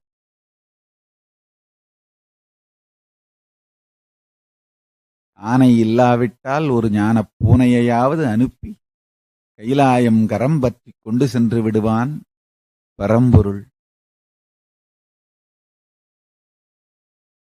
இன்றைய சத்சங்கத்தின் சாரம், உள்ள வரப்படாதுன்னு சொன்னீங்க, வெளியில போயிட்டேன், அவ்வளவுதான். ஞான புயல் என்று சிலர் புகழ்ந்தாலும், வைகை புயல் என்று மீம்ஸ் போட்டாலும், பரமசிவஞானத்துக்கு நேர்மையோடு இருந்து பரமசிவ பரம்பொருள் எனக்கு உணர்த்திய, உரைத்த, அளித்த சத்தியங்களை உங்களோடு பகிர்ந்து கொள்வேன்.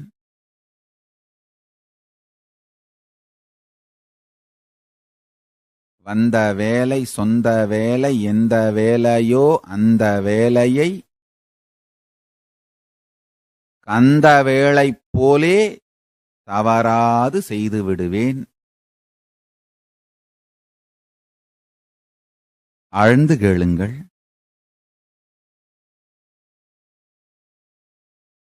இந்த சத்தியத்தை இன்று தியானியுங்கள். இதை தியானித்தீர்களானால் உங்களுடைய மணிப்பூரக சக்கரம் மலர்ந்து வாழ்க்கையில் நேர்மையோடு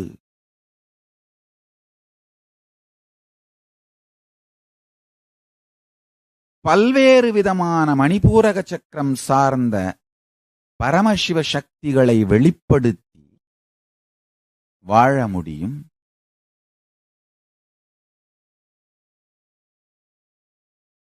புருஷன் துவந்தவத்திலோ மாயையிலோ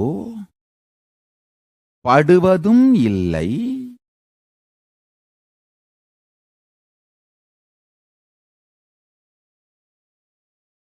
இடுவதும் இல்லை. மாயையில் துவந்தத்தில் படுவது, இடிவது புருஷன் இல்லை, நீங்கள் புருஷன் என்கின்ற சத்தியத்தை உணர்ந்து ஆனந்தத்தோடு இருங்கள். இருமை ஒருமைக்கு மறுமை அல்ல, இன்பம் துன்பத்திற்கு மாற்று அல்ல, துன்பம் இன்பத்திற்கு மாற்று அல்ல, இன்ப துன்பம் இரண்டுமே சத்தியத்திற்கு மாற்று. இருமையை ஏற்றுக்கொண்டாலே சிக்கல். அதுக்கு அந்த பிரச்சனை தீர்வே கிடையாது. நீங்க எந்த முடிவெடுத்தாலும் தோத்து போயிட்டீங்க. எப்படி இந்த அணு ஆயுத போர் வந்தா வெற்றி அடைந்தவர்களே கிடையாது. ஏன்னா ரெண்டு பக்கமும் செத்து போயிருவாங்க. வெற்றி பெற்ற நபர்னே கிடையாது. வெற்றி இல்லாத வீழ்ச்சி தரக்கூடிய போர் இந்த இருமைக்கு நடுவிலே நடக்கின்ற போர். இருமையே சத்தியத்திற்கான மறுமை என்பதை புரிந்து கொள்வதுதான் ஞான வெற்றி. இதை தியானியுங்கள். அடுத்தடுத்த சத்சங்கங்களில் இந்த சத்தியத்தை ஆழமாக முழுமையாக விளக்குகின்றேன். இன்றைய சத்சங்கத்தின் சாரம் உள்ள வரக்கூடாதுன்னு சொன்னீங்க. சரி, வெளியில போயிட்டேன், அவ்வளவுதான்.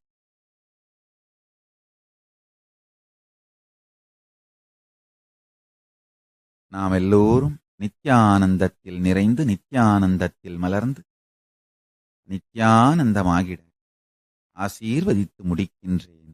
நன்றி. ஆனந்தமாக இருங்கள்.